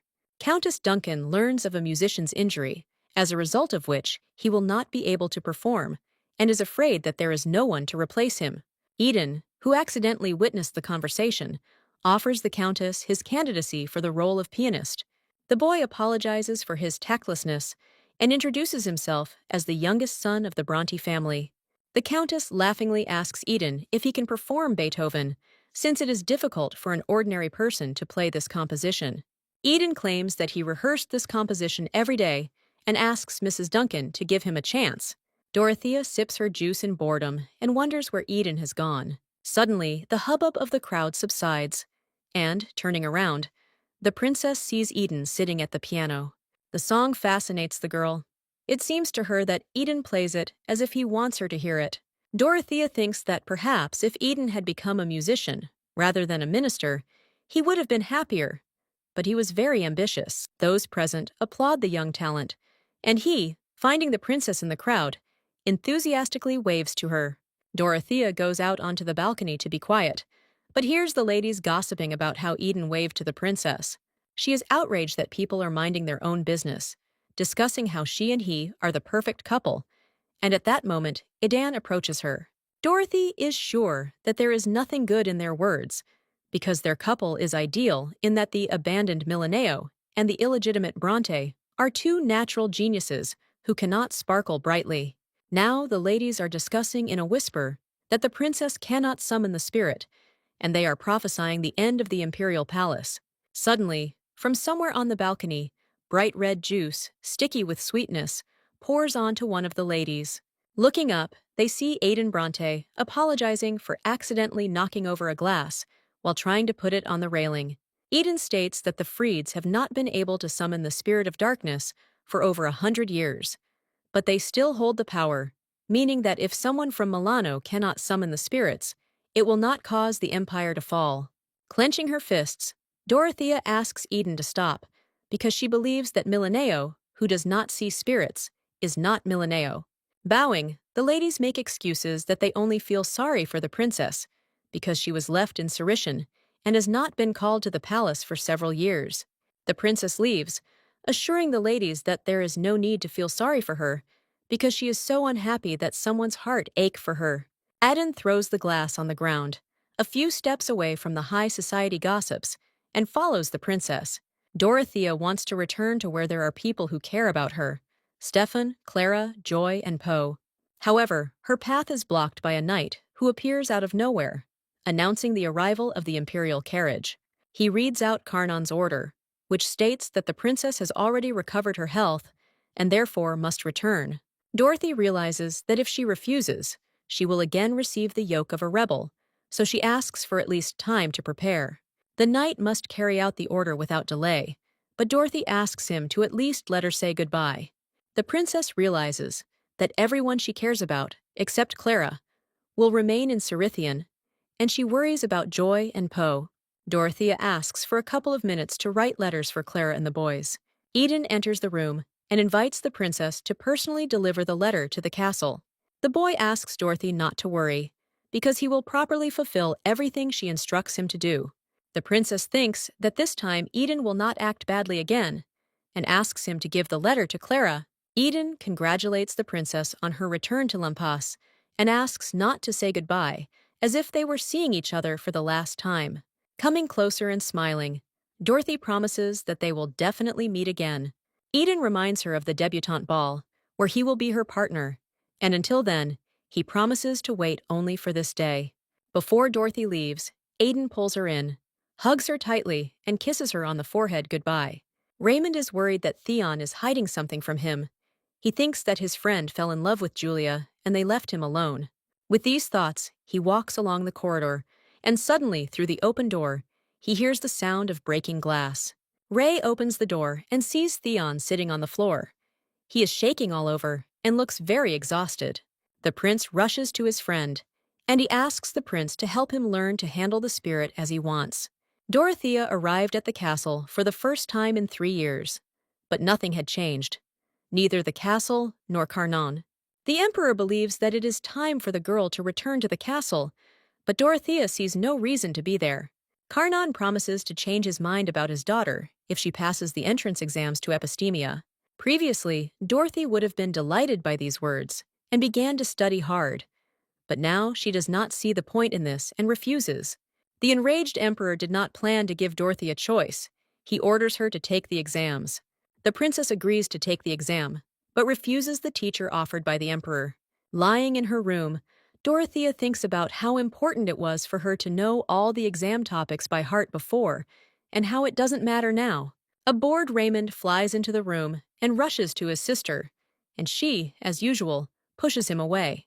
The prince gives Dorothy a bouquet of flowers as a welcome gift.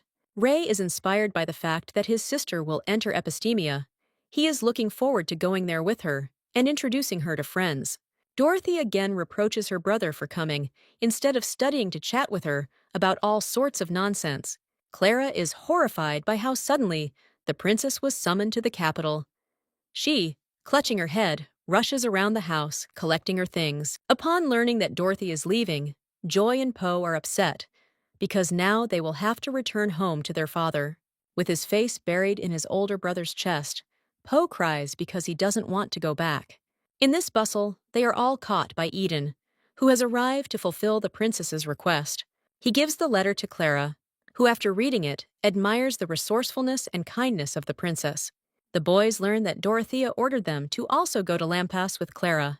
Clenching his hands in envy, Eden says goodbye, refusing Clara's offer to stay for sweets. The boy leaves, but Joy and Poe catch up with him in the hallway, thanking him for the letter and apologizing for being angry with him. Noting the boy's luck, Eden orders them to try not to disgrace the princess and leaves. A month later, Dorothea stands in Karnan's office among exam forms scattered all over the floor. The emperor is furious that the princess scored 0 points, a score that no one has ever had before in the entire history of episteme. Dorothea assures her father that she did everything possible because she set a record that has never been seen before. She reproaches the emperor for the fact that the death of his wife was more important to him than the birth of his daughter, and in her entire life, she did not receive a single gift from him. Unable to bear the princess's suggestion that he would rather his daughter die than his wife, Karnan shouts at her. Dorothea asks the emperor if he wanted her to die when she was kidnapped several years ago, and receives a resounding slap in the face for this question. The princess accuses him of never hugging her because he doesn't consider her his child. She asks not to call her Princess Millanaire in the future, because this name does not give her a blessing. Before taking her leave, Dorothy also asks that she not be invited to events or ceremonies. The girl leaves the room, glad that this happened, because now even the small remaining affection of her father for her has disappeared. Stefan runs up to Dorothea and is horrified to notice the redness on her cheek, but she assures her that everything is fine. However, the next moment the girl bursts into bitter tears. She no longer wants to stay in the capital and wants to go back to the castle by the sea. Stefan hugs and hugs Dorothy tightly, who, bursting into tears, wants to disappear from this world. And now she is already crying bitterly on his shoulders, asking him to take her away from here. With eyes swollen from tears, with a mark from a slap, the princess, smiling, thanks Stefan for being there. The knight smiles and strokes the girl's head, and her soul is much calmer. On the way, they meet Theon, who calls out to the princess and starts a conversation with her.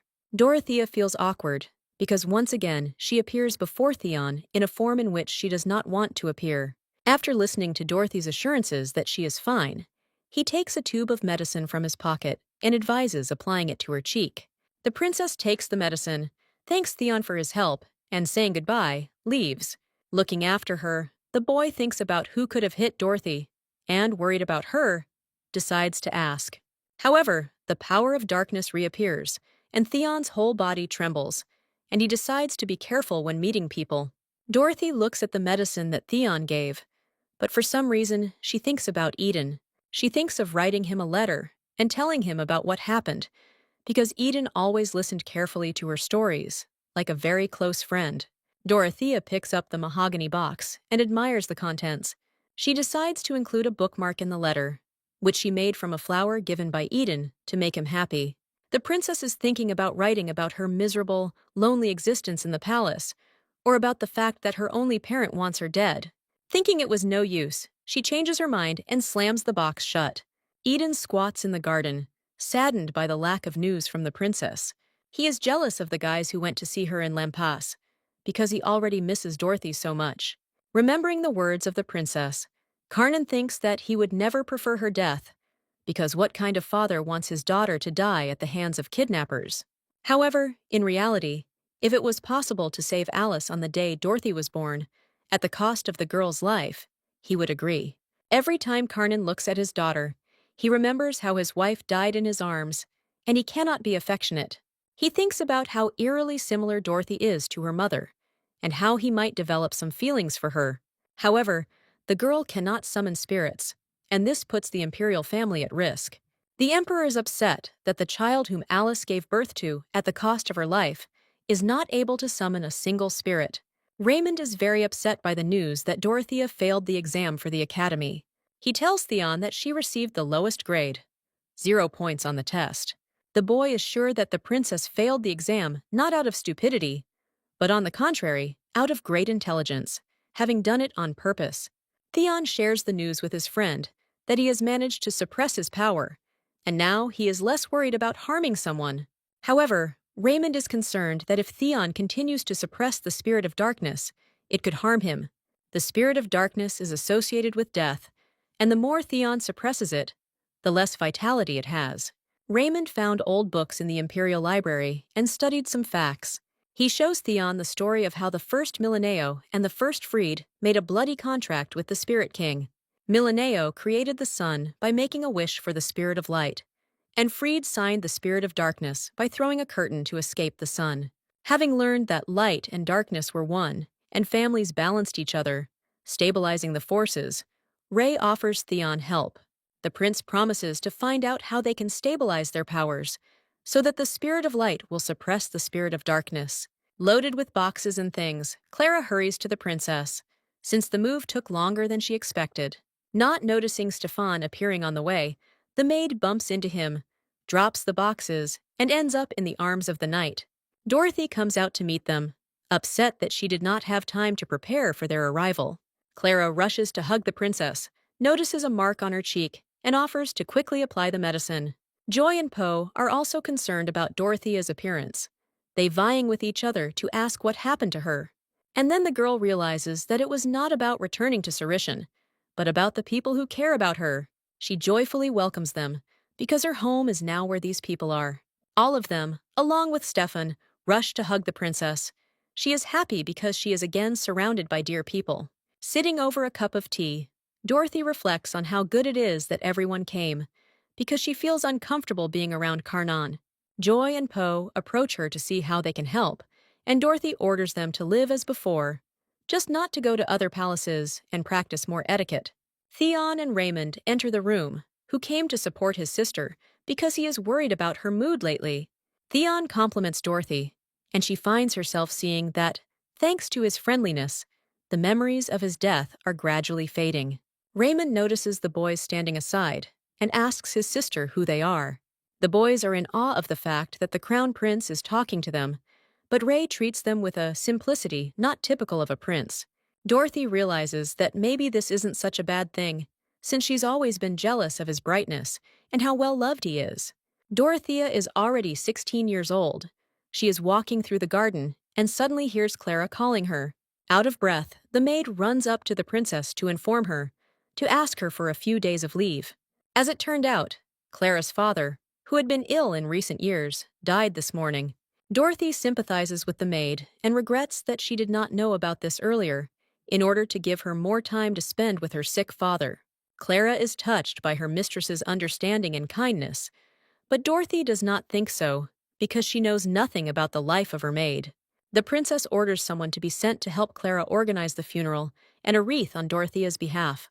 However, she learns that only ministers known to nobles are allowed to send a wreath from the imperial family. Dorothy orders the wreath to be sent anyway, and plans to appear in person at the funeral, so that Clara, who has cared for her all these years, will be there. Dorothea is not afraid of the prospect of appearing on the street where commoners live, because she cannot leave a person important to her in a difficult moment. Clara thinks about how much she needs to prepare for tomorrow's funeral. She is distracted from her work by an unexpected knock on the door. She is surprised, because she is not expecting anyone.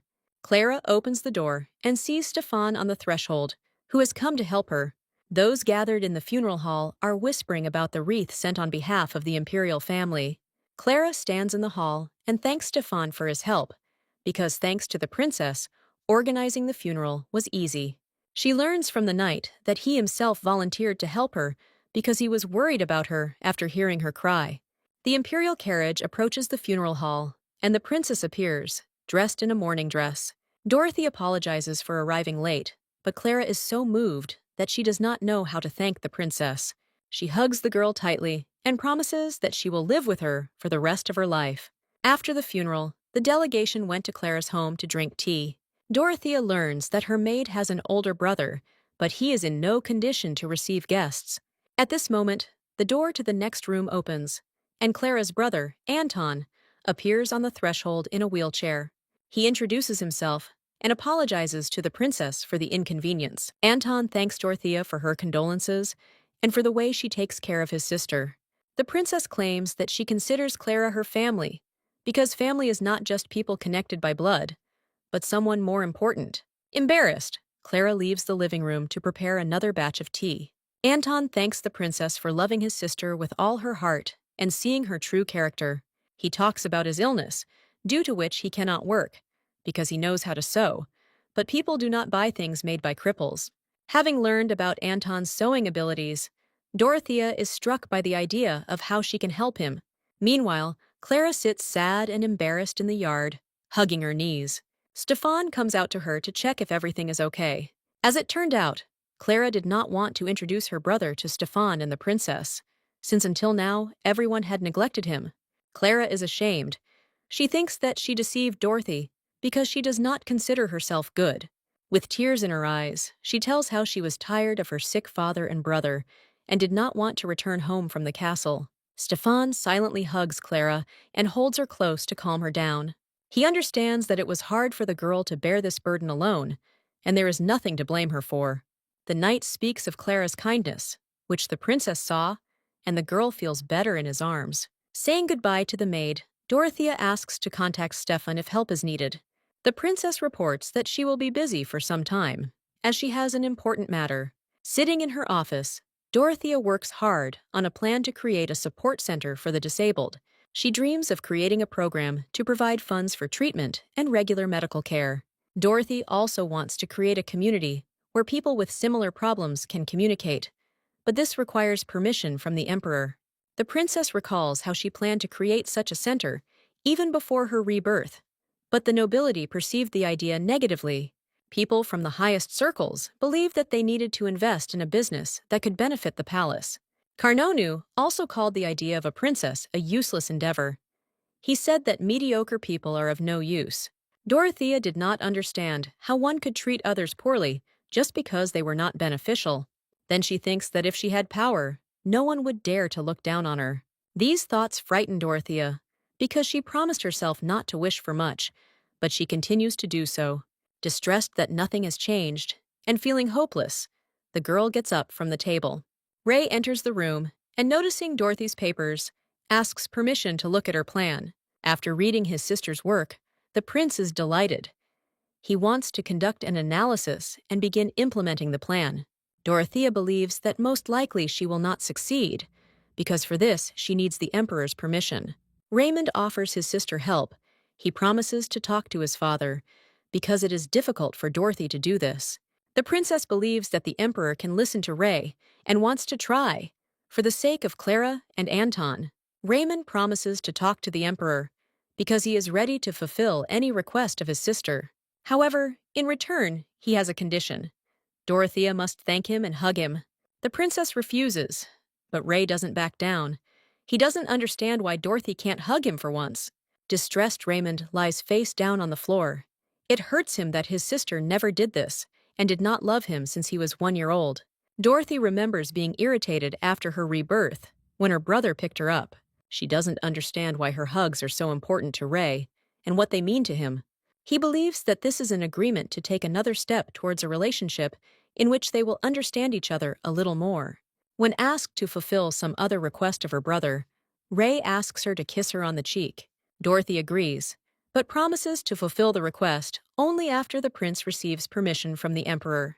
With the hope that the princess's heart has opened a little more for him, Ray heads to her father's office.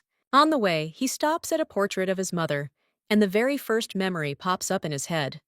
His late mother in a coffin and his father looking at her. Instead of his mother, his younger sister came into this world, a special child, Dorothea Millanaire. Raymond hugged her, afraid of losing someone else close to her, and promised to always protect his little sister. Looking at the portrait of his mother, the prince promises that he will take care of Dorothy and will do everything possible for this. After reviewing the papers, the emperor is interested in why Raymond decided to spend the imperial budget on such an insignificant matter as helping the disabled. He considers such waste unnecessary, but Ray argues that it is very important. The emperor demands that the prince not give in to trifles and always think about profit, because the most important thing is the prosperity of the empire. Ray insists that the prosperity of the people is the prosperity of the empire. Without the people, there is no point in the existence of the emperor. Hearing the name of Dorothea, who is involved in this plan, Karnan becomes furious. He does not consider the girl part of the Millanaire family and thinks that she is opposed to them. Raymond does not agree with his father because she is not like that at all. He accuses the emperor of not being interested in his daughter at all. Karnan remains silent, but with all his appearance, he shows Ray that he will not rely on the girl's opinion when making a decision. The emperor claims that the name Millanaire is more significant than it seems, and that it is not worth appearing to people for a while and then disappearing, because it is impossible to shine for everyone all the time. Ray feels like the emperor doesn't understand that Dorothy is trying to create a world where everyone has equal rights and helps each other. The prince insists that he turn to the emperor precisely because the name Millanaire has power.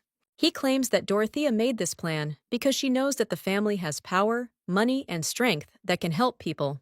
Raymond does not understand what is the point of the Millanaire family if they only seek power, but his father informs him of the critical situation in the family. The emperor is unhappy with Dorothea's inability to summon spirits, because this could lead to the fall of Millanaire. Ray does not like that his father considers the princess mediocre, and does not understand why he hates her so much. Karnan reminds his son of the Frid family, who have lost the ability to communicate with spirits, and therefore power is in the hands of Millanaire. However, Due to Dorothy's lack of power, the imperial power is at risk, so the emperor advises Rey to take care of those who do not have flaws. The prince does not understand how human hearts can be weighed on scales, because they are all citizens of Ubera. Considering the conversation with his son completed, the emperor turns around and leaves the room. Raymond is saddened that he will not be able to help people because the emperor relies only on the power of the spirits. The prince went to Dorothea, not knowing how to tell her about the emperor's refusal. He tells her the bad news, but insists that the princess proceed with her plan anyway. He promises to take responsibility for this decision, but Dorothy considers this crazy. Rey proposes to pretend that he willfully conveyed a false permission from the emperor. He also offers his sister his money, knowing that she does not have enough funds to implement the plan. Joking that he won't be kicked out for this, since he is the only crown prince, Rey immediately regrets his words. Dorothy grabs him by the collar of his shirt and shakes him furiously, not understanding why her brother is so desperately trying to help her. Taking her hands in his, the prince claims that he simply likes to fulfill his sister's wishes. He wants her to reveal her talents and abilities, and therefore helps her. Dorothea can't wrap her head around why Raymond loves her so much, because he has every reason to hate his sister. She confesses her sin that she always hated him because she was jealous. Dorothy wants the prince to ignore her like Kernan and the other aristocrats. Rey apologizes to her sister with a smile on her face for not being able to hate her. He feels happy because Dorothy considers herself bad only because she is jealous of what she says about her kindness. Rey believes that truly bad people do not feel guilty no matter what happens and never repent. He is sure that Dorothea is not like that, and tightly hugs his sister, who still has difficulty believing that she can be called kind. However, at some point, her heart melts, and she hugs her brother tightly, apologizing and pouring bitter tears into his shoulder. Raymond is in a good mood, and Theon and Julia, noticing this, ask what happened to the prince. He talks about his tender feelings for his sister and how they are working together to create a support center. Having witnessed a conversation between friends, Nereus Ponce laughs at the idea of opening a center for the disabled. He calls the project crazy, but Raymond, as usual, does not take his words to heart. Nereus believes that money needs to be invested wisely, and is sure that the emperor will never allow such stupidity. Pons believes that the prince should have been kicked out of the epistemic a long time ago, because he is a poor student and wastes time on useless ideas. Without losing her dignity, Rey thanks Nereus for taking care of other people's problems and hints to him to mind his own business. Pons reminds that the imperial family is declining, and Theon stands up for his friends. Nereus is reminded that he lost in battle to this same princess, who has no connection with the spirits.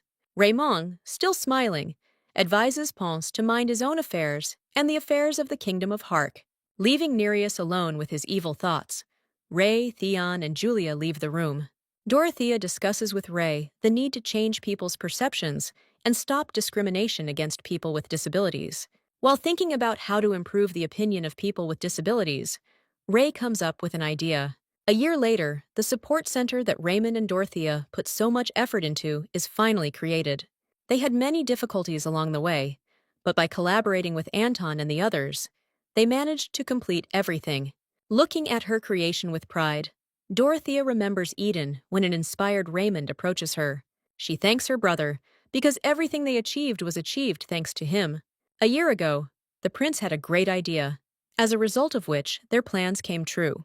As a sign of gratitude, Dorothy extends her hand to Raymond because she appreciates his contribution to her dream business. Rey grabs her sister and hugs her tightly, not paying attention to the people crowding around her. However, the prince is so proud that Dorothy is his sister that he does not care what they think of him. The princess understands that Rey is one of those who believes in her beliefs to the very end, and lovingly hugs her brother to her. Eden increasingly appears in high society and amazes everyone with his musical abilities. Everyone praises the guy so much that the Duke of Bronte even regrets that he did not bring him into the world earlier. Realizing that great hopes can be placed on Eden, the Duke decides to invite his son to enter the epistemic school. He invites the guy to follow his older brother to enroll. However, Eden, having thanked his father for his care, refuses, because now his interests have changed. In addition, Eden believes that while Jonathan is studying, parents need a son who will help them in the absence of the elder. The Duke of Bronte is touched by his son's words. He reports that he is very proud of him. While attending social gatherings, Eden found out that the princess did not enter the epistemic school and even received the lowest score. Some aristocrats thought she was stupid, but Eden was amused by the princess's eccentricity because since she was able to mark all the wrong answers, it turns out that she knew all the correct options. Thinking about the princess, an involuntary smile appeared on the guy's face. He tried very hard and changed himself to become someone who would be suitable for the princess. Raymond happily informs the princess that he was among the top 50 students, taking 49th place on the list. Dorothea treats his joy with irony because this is not the best result for the crown prince. Theon, who took first place on this list, is pleased to notice how the princess has changed and how bright and joyful she has become. He plucks up courage and invites Dorothea to go to Phrygia this summer. Theon talks about how Phrygia is a very quiet place with a lake covered in fog. Dorothy remembers going there with him before she was reborn, thinking he would feel better once he was home. Theon is sure that if the princess goes to Phrygia, the place will become more joyful. Dorothea does not understand why he is so kind to her in this life, where she decided to give up her love, but agrees to the trip. Raymond joyfully pounces on his friend, shaming him for not inviting Theon to join them.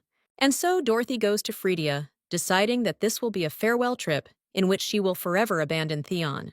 She and Raymond look fascinated at the fog enveloping the city, which was formed due to an agreement with the spirit of darkness. Seeing the Fried family's castle through the window, Dorothy thought that now this place looks different than in her previous life. She tells herself that she needs to stop worrying and behave naturally. The carriage stops, the door opens, and Theon offers his hand to the princess to help her down. Having lowered Dorothea from the carriage, the guy joyfully welcomes the girl as his guest. Theon's mother, Duchess Fried, greeting the guests, notes that they are very lucky with the weather, because clear days rarely happen there. Dorothea thanks the Duchess for the reception and for the rooms prepared for her and her brother. Ray comes running and grabs the princess by the hand and drags her along for a walk.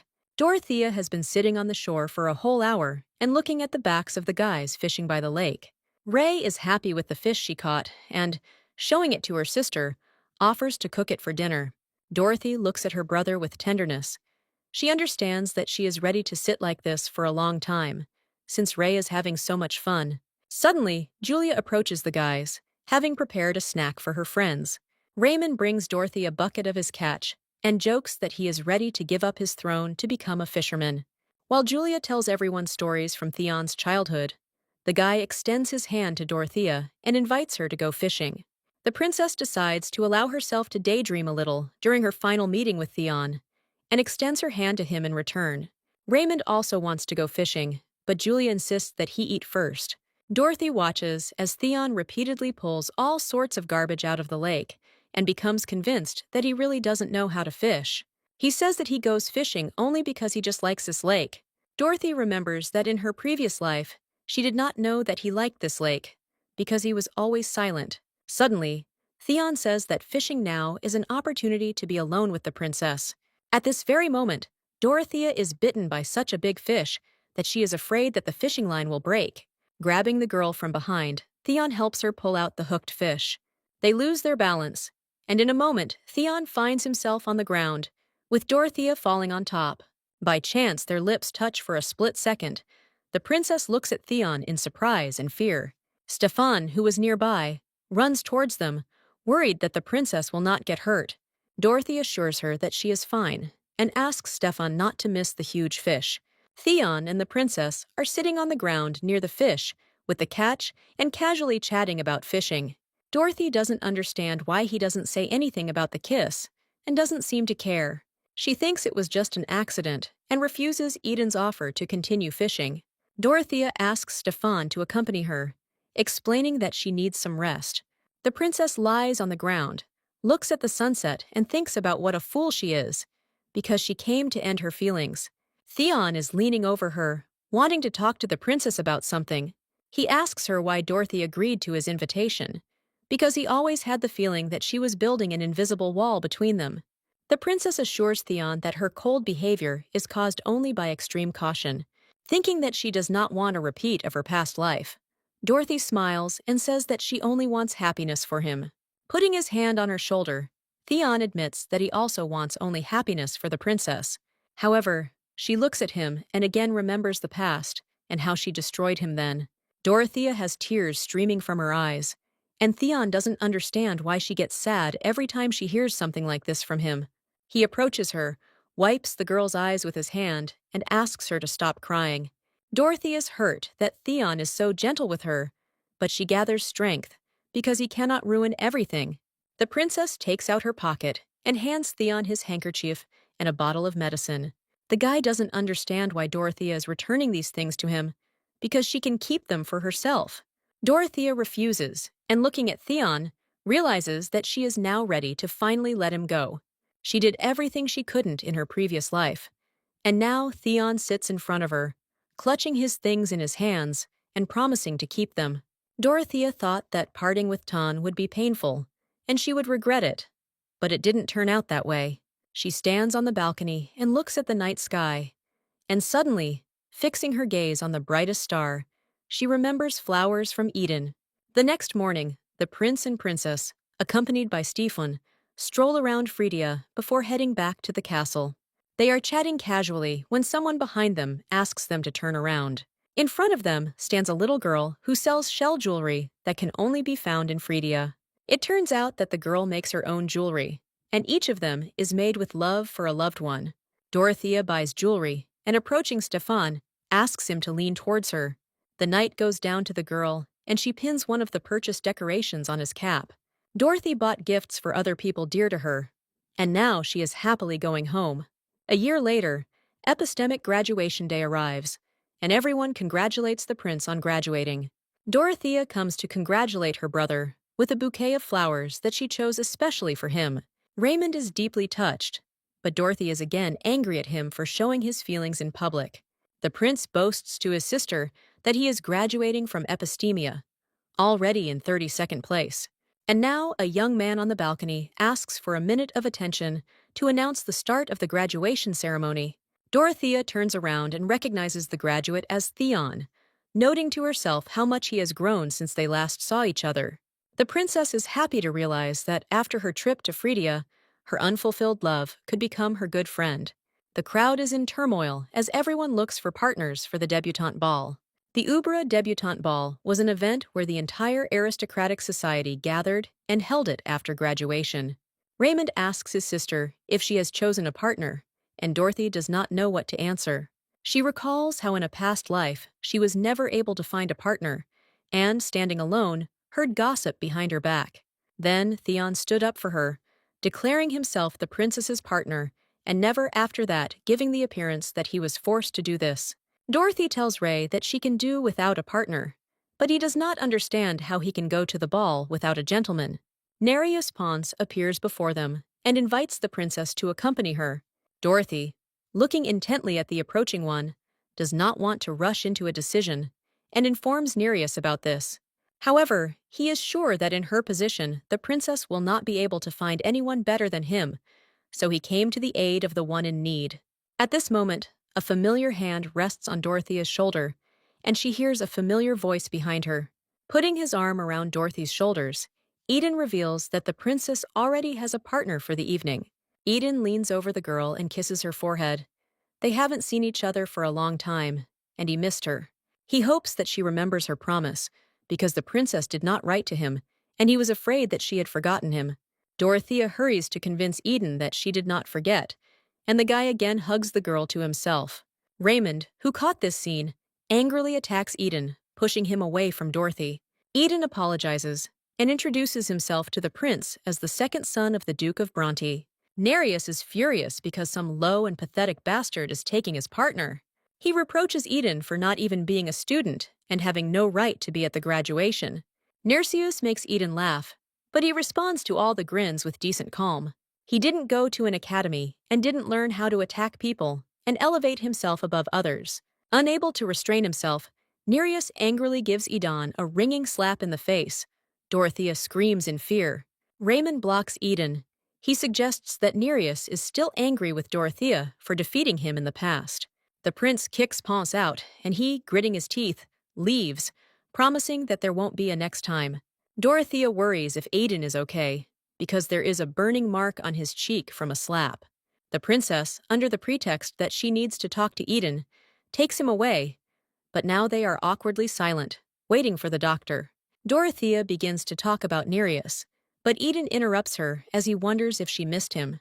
The princess thinks that she always remembered him, whether it was hard or joyful for her. Dorothea asks why he didn't write to her, and learns that Eden didn't think it was time for him to get closer to her. She assures Eden that she still wants him to be her partner, and asks him the same. Pressing the princess's hand to his cheek, Eden admits to Dorothy that from their first meeting until now, he only wanted to be with her.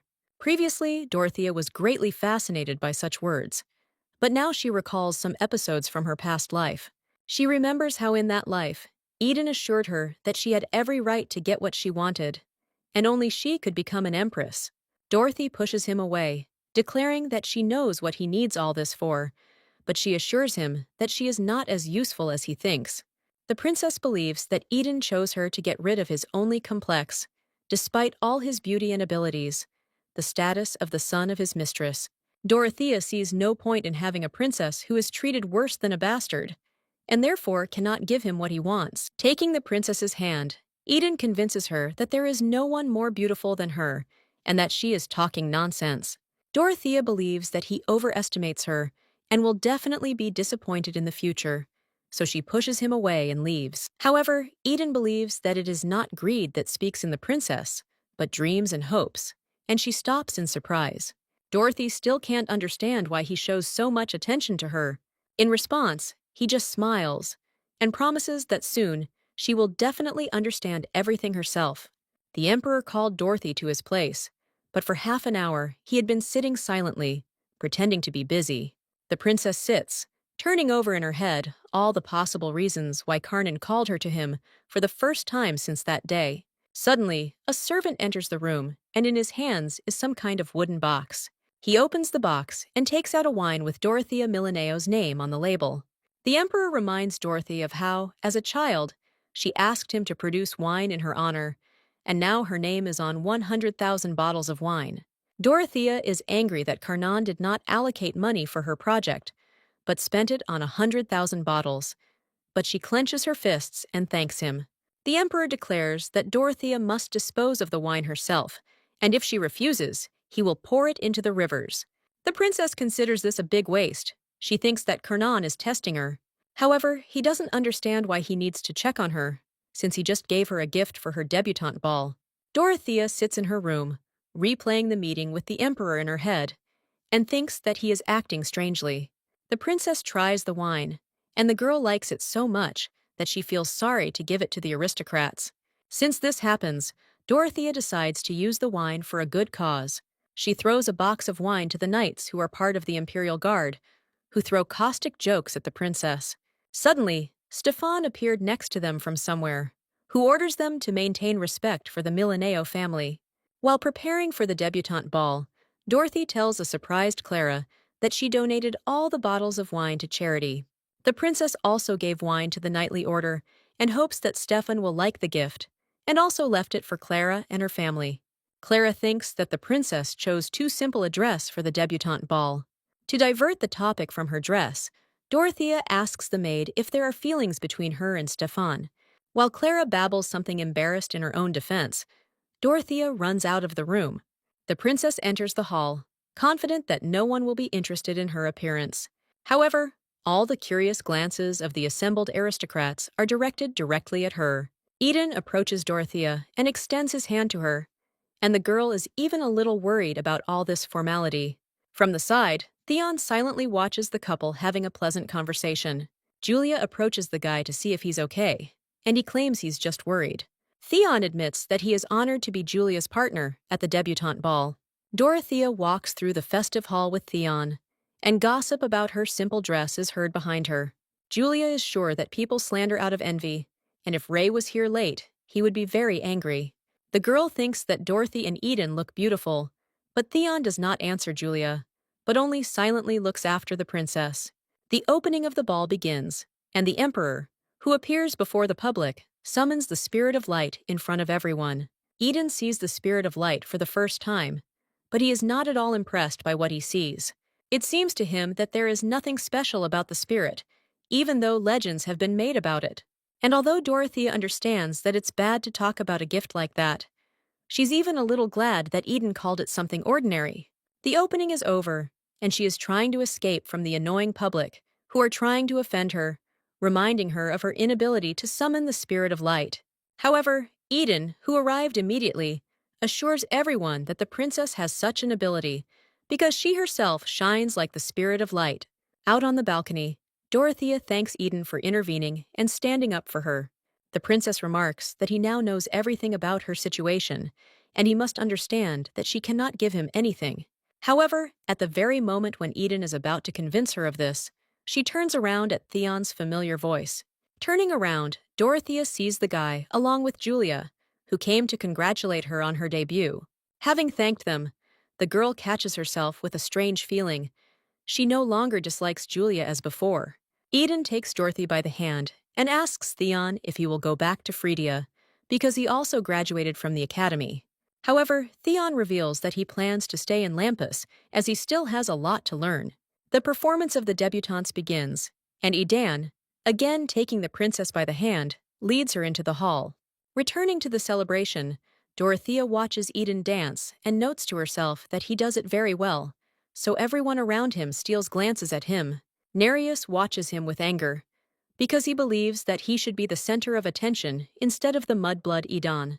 That is why Nereus crushes the carpet under his feet before Princess Dorothea's dance begins, in order to disgrace him and Eden. Approaching the princess, Eden takes her hand to invite her to dance. The crowd disperses to make way for the couple, and they begin their dance.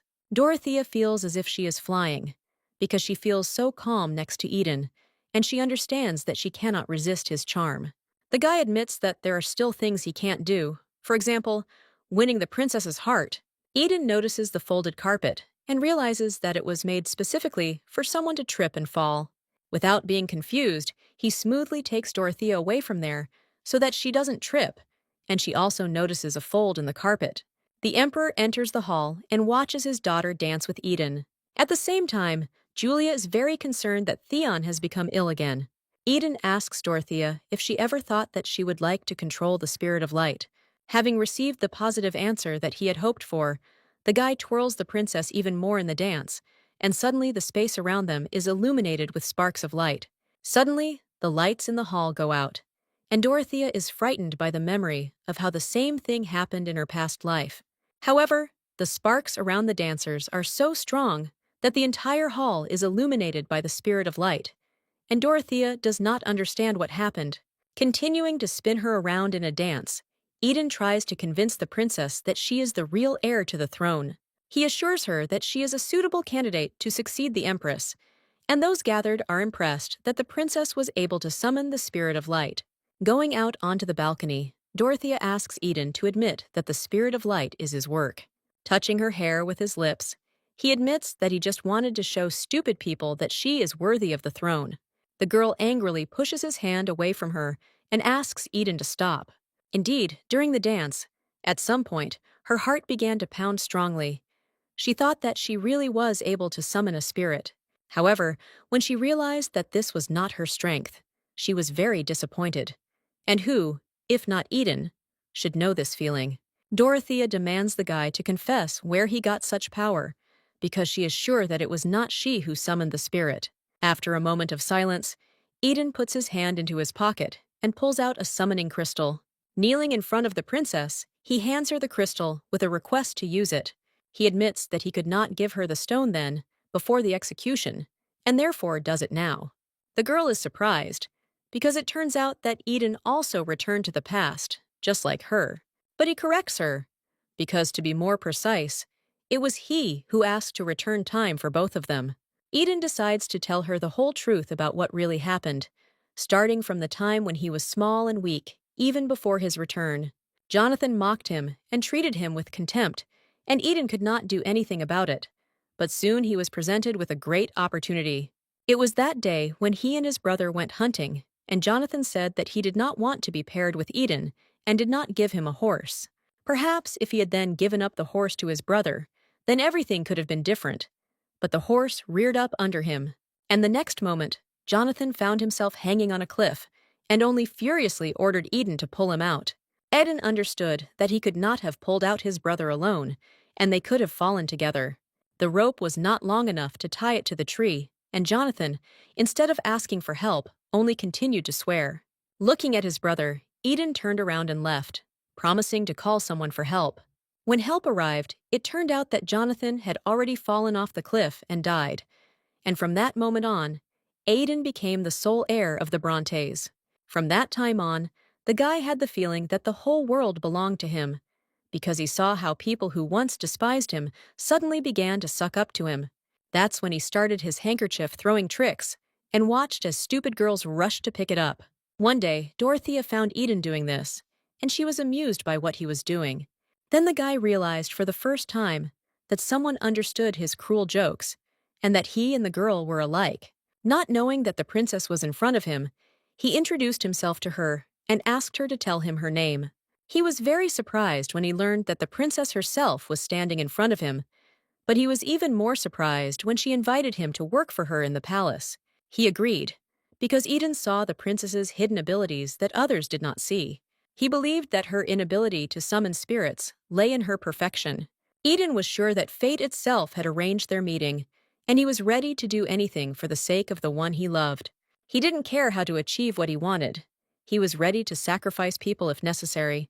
Eden learned that Theon had tricked himself into becoming the princess's fiancé and was ready to kill him. Somehow he found out that Theon was not doing this out of love, but in order to simply be closer to Raymond, or more precisely to the Spirit of Light. Theon did not understand how Eden knew all this, but he understood everything himself. After all, after so many years, a boy with red eyes was born in the Fried family, and there was a high probability that the Spirit of Darkness awakened with him. Since it is impossible to stay in the palace, even if you are from Raymond's inner circle, the best way to stay there is to marry the princess. However, Eden already knew that Dorothea would soon kill her brother and seize the throne. Theon realized that the Chancellor was not killing him, because after the death of Raymond, Theon would also die. Eden was sure that Dorothea's husband would not tell her anything, because then he would have to admit that he married her for personal gain. Eden left the room, and Theon thought about how everything could have turned out this way. After all, he actually tried several times to tell Dorothea the truth, but seeing her love, he could not do it. Some time passed from that day, and rumors began to spread that Dorothea's army had defeated the troops of Emperor Ray. This event began to be called the Princess's Rebellion, and they demanded that she prove her right to the throne by calling on the Spirit of Light.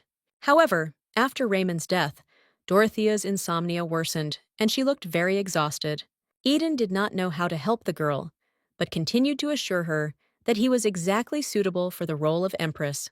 Therefore, having gathered his knights, Eden sent them in search of the Stone of Light, which was called the source of the power of the Spirit. Not long before this, Julia went in search of the stone to help her lover Theon.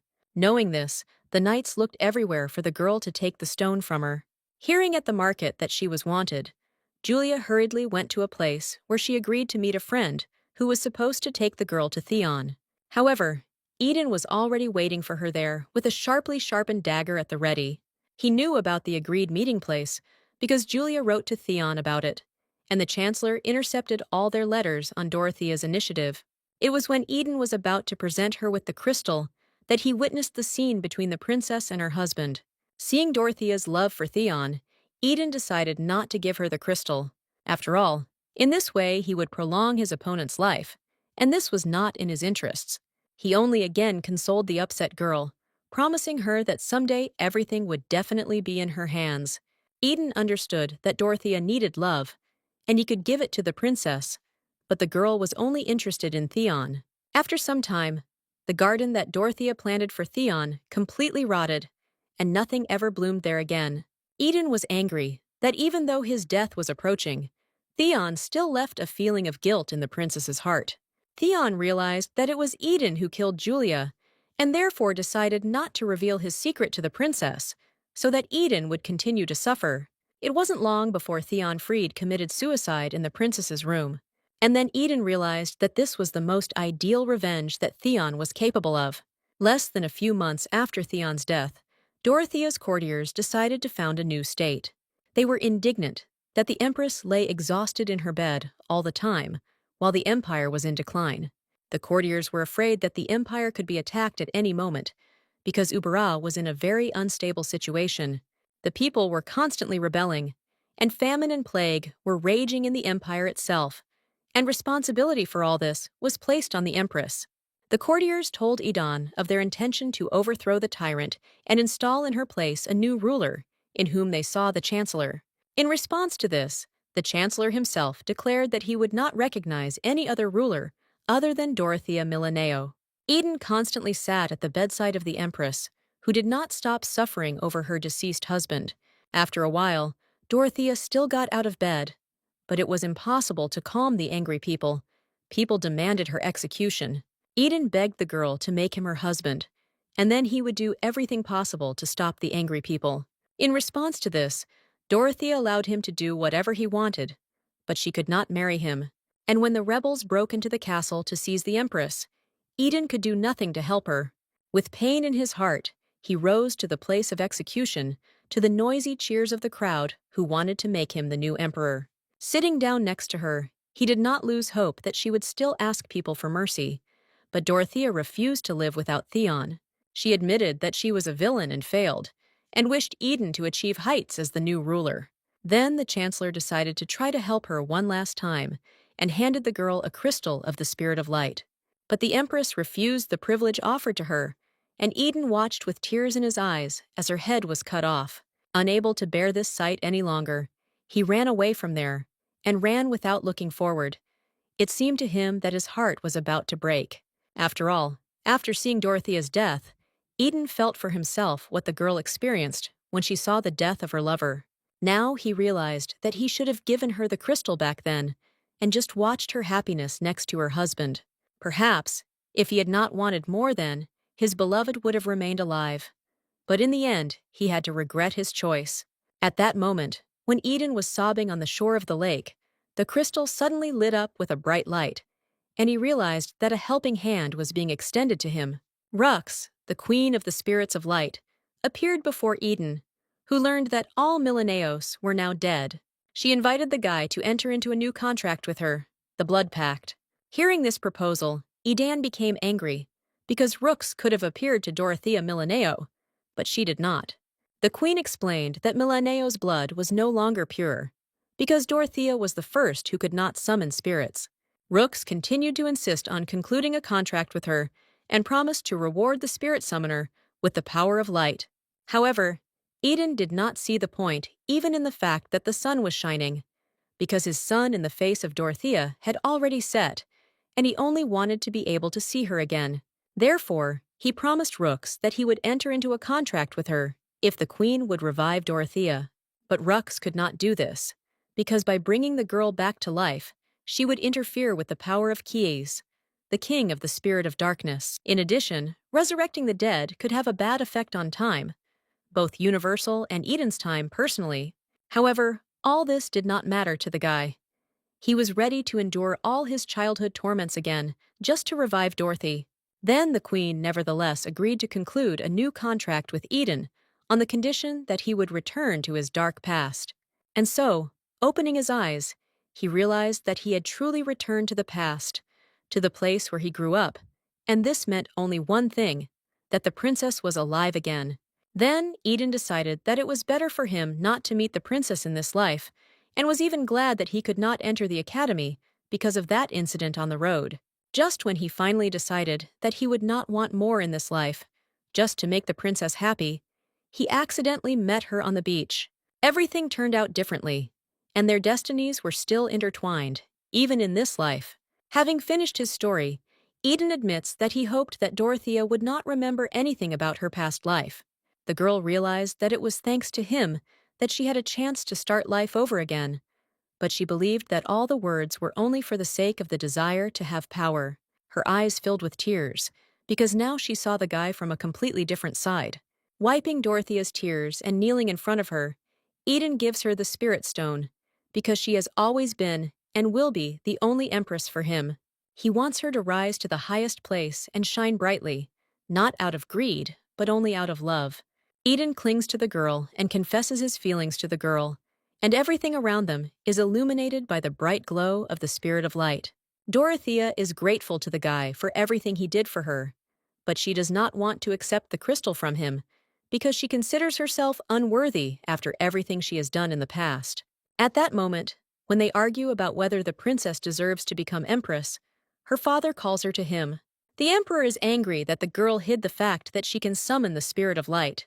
The princess insists that she does not know how to do this, and she herself does not know how it all happened during the dance. Karnan orders her to demonstrate her abilities anyway, and Dorothy notices that his gaze has changed. Previously, he always looked at the girl with contempt, but due to the fact that Karnan now thinks that his daughter has power, she felt interested in him. Dorothy admits that she cannot summon the spirit of light, but the emperor, changing his face, orders her to prove her worth. The girl does not understand why it is so important for him whether she has the strength of spirit, because there is Prince Raymond, and her strength can only become a hindrance for him. However, Karnan needs this at least in order to no longer hear words that Millanaire will come to an end. Since Dorothea is the same child whom Ellis gave birth to at the cost of her life, she does not dare end the entire family, and must prove that the Empress's sacrifice was not in vain. Turning to the window, Karnan orders his daughter to learn from Raymond how to handle spirits, but not to take up much of his time. The Emperor is confident that if Dorothea begins to possess this gift, the talk that the imperial family is fading away will subside. Sitting in the garden after a conversation with her father, Dorothy twists in her head his words that now she will have to perform duties as befits a member of the Millanaire family. Looking at the crystal in her hands, she remembers that Eden is a contractor, so the girl will be able to summon the spirit using the stone as long as he is nearby. He promised that he would always be there so that she could call on the light at any time.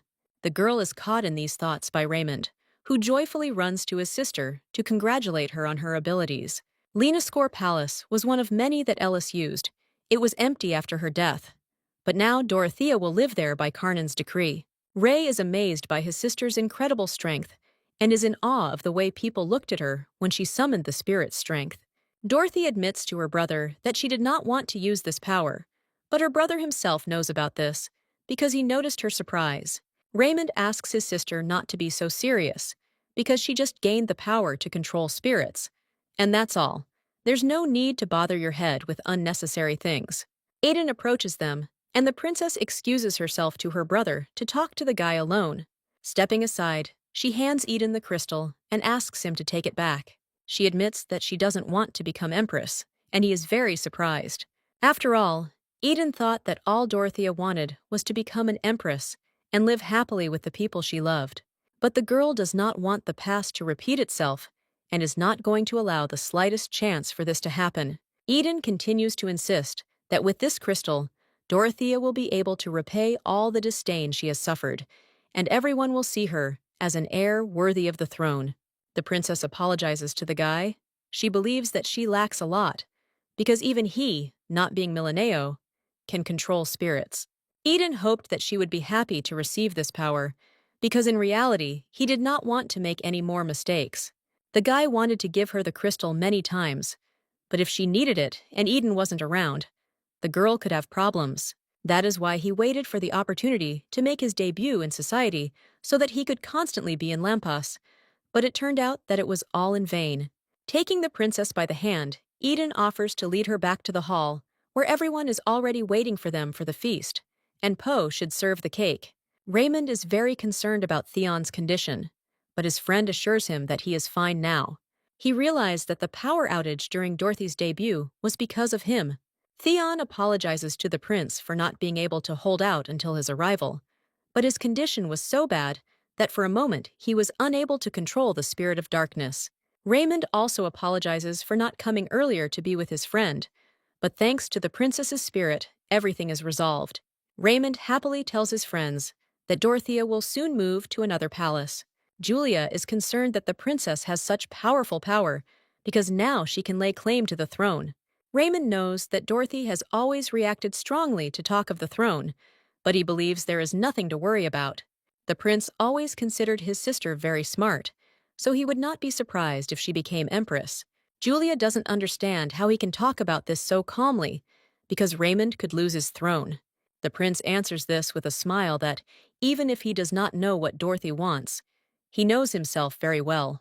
Entering the hall arm in arm with Eden, the princess notices that the audience has changed a lot. The looks of people directed at her did not express curiosity and interest, but intense tension. Dorothea realizes that they are thinking that she could become the next empress.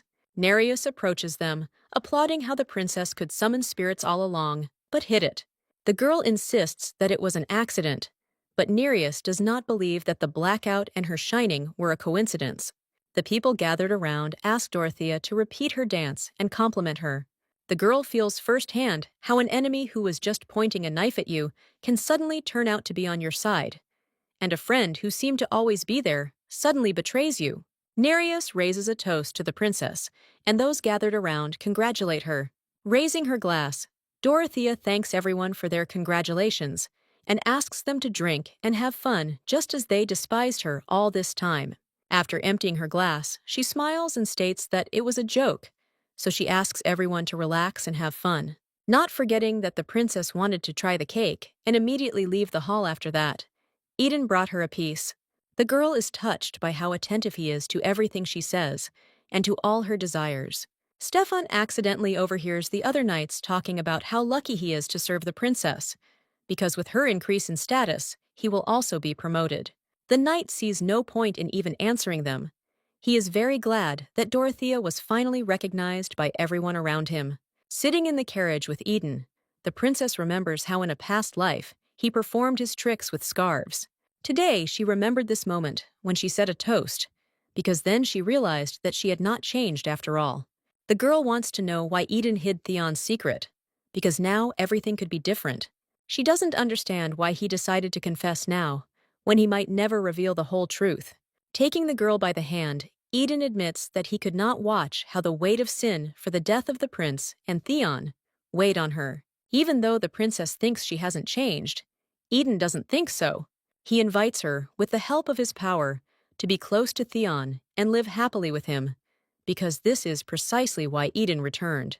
Even if he is destined to love her until the end of his days, then for her sake, he will always be nearby so that she can take advantage of his power.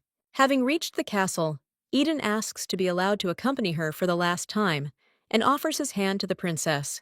At the doorstep of the house, the girl is met by her favorite people, Stefan, Clara, Joe, and Poe.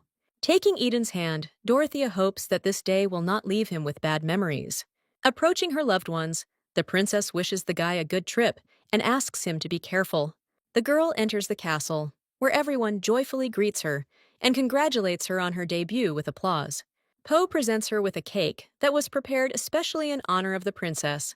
Everyone congratulates her the same way the people in the palace did, but now her soul is calm, and she does not want to lose these valuable emotions.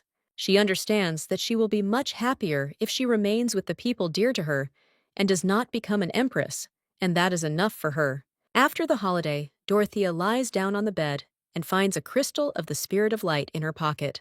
She goes out onto the balcony and finds herself thinking only about Eden, although this stone could help her be with Theon. Taking a bath after a difficult day, Eden thinks about how everything turned out. When he first returned, he thought that the princess did not remember anything about the past, and believed that he would someday have a chance. When he saw Fried's scarf in her bedroom, he realized that he wouldn't have a chance in this life either. Eden always tried to be close to Dorothea, but the girl's gaze was always turned to Theon. In fact, he did not want to give the stone. He thought that, having received it, Dorothy would leave him forever. In the end, he gave her the crystal and did everything in his power. But now it's all over. Eden's father and stepmother knock on Eden's door, and he gets dressed and opens the door for them.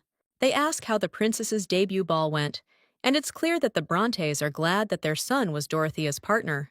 Eden tells his parents that he is tired and apologizes, but when he turns around to go to bed, he suddenly hears his brother's voice behind him. Jonathan stands in his bedroom and looks at Eden with an angry look, who asks him to leave. Jonathan is sure that his brother is acting so impudently because he is hiding behind the princess's skirt. Eden continues to insist that he is tired and asks to be left alone, but Jonathan pushes him. He shouts that Eden's life will not change if he went to the ball with the princess once, because he is just an illegitimate son. Leaning over him, Eden says that, unlike him, Jonathan has nothing but his bloodline, so he must protect this and be able to read people well. The guy orders his brother to watch his words from now on and kicks him out of his room. Sitting down on his bed, tired, Eden thinks about what he should do now, because he has achieved his goal and has nothing left to strive for. Suddenly, seeing the radiance of the spirit of light around him, he clearly senses that the princess is calling upon the spirits. He thinks she is showing off her abilities in the palace, but in reality, she is just standing on the balcony, thinking about him. Pressing his hands to his chest, Eden hopes that the girl feels him as much as he feels her. Sometime later, the Duke of Bronte and his wife arrived at the Emperor's palace to present his son to him. Jonathan greets the Emperor and says that he recently graduated from the academy. Eden also entered the living room, introducing himself to the Emperor as the youngest son of the Bronte family. Karnan notices that the guy not only has an outstanding appearance, but the level of education is felt in all his movements, and he is completely different from his older brother. The Emperor remembers that Eden was Dorothea's partner at the ball and asks how long they have known each other. Learning that the princess and Eden met in Cerithian, Karnan asks if she invoked the power of the spirit there. To protect the princess from trouble, Eden replies that he first saw Dorothy summon spirits at the ball. Karnan watches the guy, who doesn't show any excitement or fear, thinking that he needs to be careful. The Duke, not missing a chance, decides to talk about how the princess was friends with Eden in Cerithian and spent a lot of time with him. Jonathan is angry that everyone is talking only about his brother again, because they came here to introduce him to the Emperor. Noticing her son's dissatisfaction, the Duchess begins to praise Carnona Jonathan. Having bowed, the guy informs the Emperor of his desire to serve him and gain experience as the future head of the Bronte family. However, Karnan turns around, declaring that Lampas is not the place to raise future heads of families. The parents are impressed by the way Eden behaved in front of the Emperor, and he thanks them for his good upbringing. Looking at his brother, Eden feels sorry for him, because he could boast of the end of epistemia, but only put himself in an awkward position. He pats Jonathan on the shoulder to thank him for bringing him to Lampas, but the guy pushes Eden's hand away. Their parents ask them not to quarrel, and Eden understands that they expect him to marry Dorothea and help Jonathan take his place in society. However, Eden considers these expectations too high, because all this is not part of his plans. At that moment, when Eden is thinking about how he would like Dorothea again, suddenly she appears in the room. He is very surprised, since the princess expressed a desire to talk with the guy alone. Having seen off the Duke and his wife and wished them a good journey, the girl asks Eden to follow her into a separate room. Passing by the courtiers, Eden hears admiration addressed to him and catches himself in the fact that he used to like such interest, but now it only embarrasses him. While they were walking, the princess never turned in his direction, and therefore the guy thinks that she is thereby rejecting him. Sitting down on the sofa, Dorothea invites Eden to sit opposite her, and he becomes nervous, not understanding what she wants to talk about. The girl admits that all this time, it seemed to her that this second life was given to her as punishment, since she was a tyrant. Therefore, she was always tormented that only she remembers everything that happened in the past, and she did not have a chance to atone for her guilt. As soon as she felt happy, she convinced herself that she could not be happy, because she had made so many unhappy. Hearing this, Eden realizes that all the love and sacrifices that he dedicated to her were only suffering for her, and in fact, he did not even suspect what she really wants and what she is striving for. However, Dorothea suddenly admits that she has now changed her mind, and this life was a new chance that Eden gave her. The guy listens in surprise that the princess, without naming names, told her story to her brother. As it turned out, after thinking a little, Raymond suggested that the person who gave another a chance at a new life should also be given a second chance. Rising from the sofa, the girl admits that now she understands that thanks to Eden, she found out what her brother was thinking about and saved Theon. Also thanks to him, she met Stefan, Clara, Joe, and Poe, and she had a chance to protect these people dear to her. The princess hugs Eden to her, asks for forgiveness, and thanks him for giving her all this. The guy's eyes fill with tears. Burying his nose into the princess's shoulder, Eden hugs her tightly and holds her close. Suddenly, he is embarrassed because he burst into tears in front of Dorothea. And for the first time, the girl sees him so sincere and even sweet. He admits that her look confuses him, but Dorothy looks at him and thinks about how she saw him differently before. Then he was a man without flaws, handsome but dangerous, which is why he was so attractive. With all this, he regrets his life, makes sacrifices for her sake, and cries because of her. And the girl doesn't understand how one person can be so different. Leaning next to him on the sofa and approaching his face, Dorothy asks if he likes her. He confesses, and the girl's cheeks flush red, because she still can't believe that someone can like her.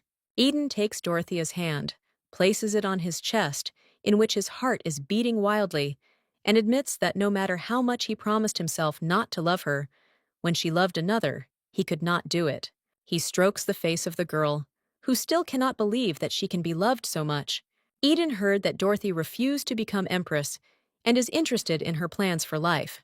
She admits that she just plans to live in peace, because in her past life, everyone had a hard time because of her, and now she needs to live correctly. Eden is happy for her decision, because this is what Dorothea really wants, and therefore she needs to do it this way. Suddenly remembering something, Eden puts his hand into his pocket and takes out a medallion, handing it to the princess.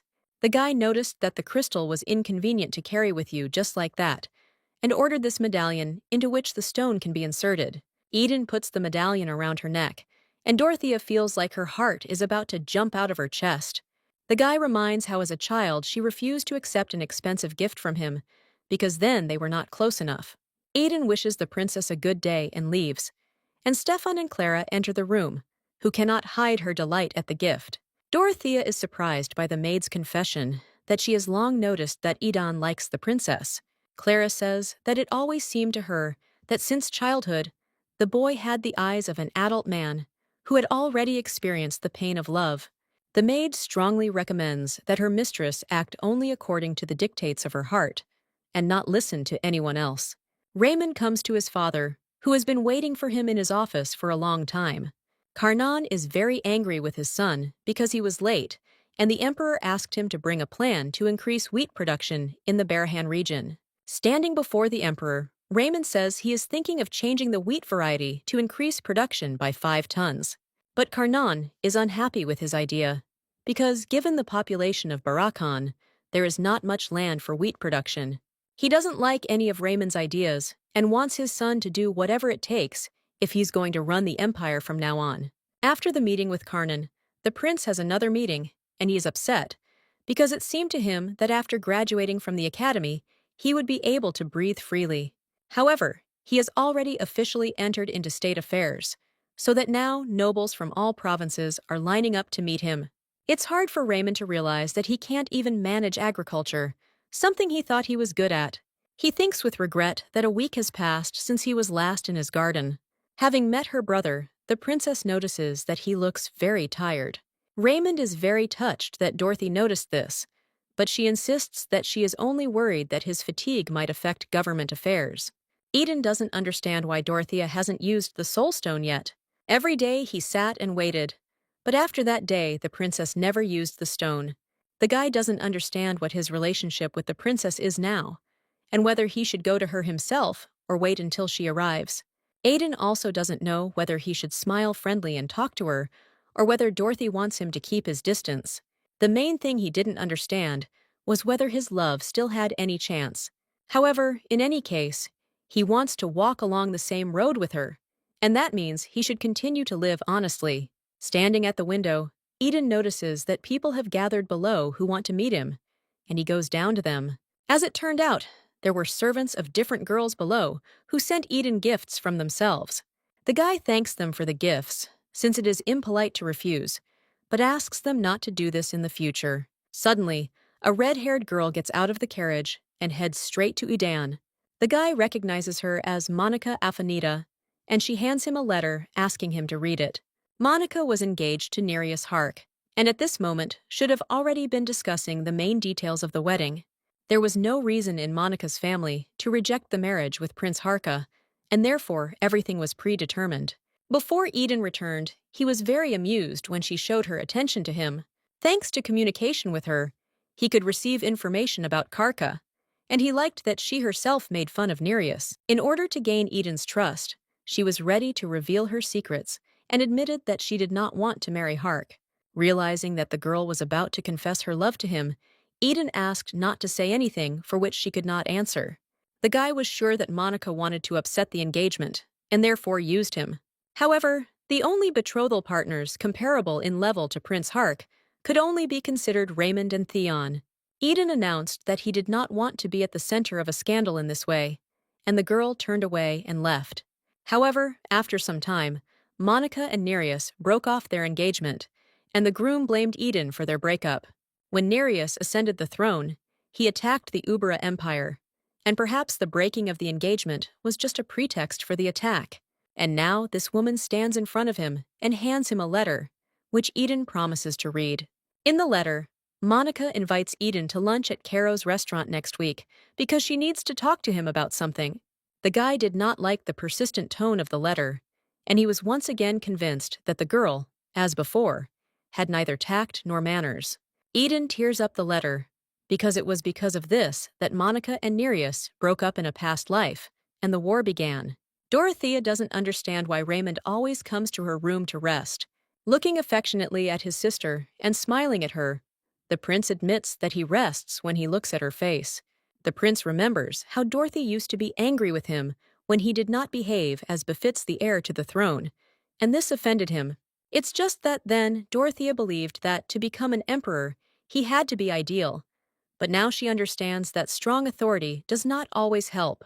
Now she wants Ray to let go of his authority with her and just relax, because the prince sometimes needs to take a breath. Raymond complains to his sister that he still has a lot of things to do, and the emperor wants him to help him increase wheat production. However, no matter how much the prince thinks, nothing comes to his mind, because the land there is bad, and even 3-field land will not help. After thinking a little, Dorothea tells her brother that she once heard how, in one country, they coped with such a task. There, they alternated the cultivation of crops that required different levels of soil fertility, and thereby increased the yield. The girl advises the prince to follow this example, and he is very happy, not understanding why he didn't think of it himself. Raymond thanks his sister for her advice and for helping him maintain his strength. The prince is once again convinced that Dorothy would be better suited for the role of the empress than him, but she does not like it when he talks about it.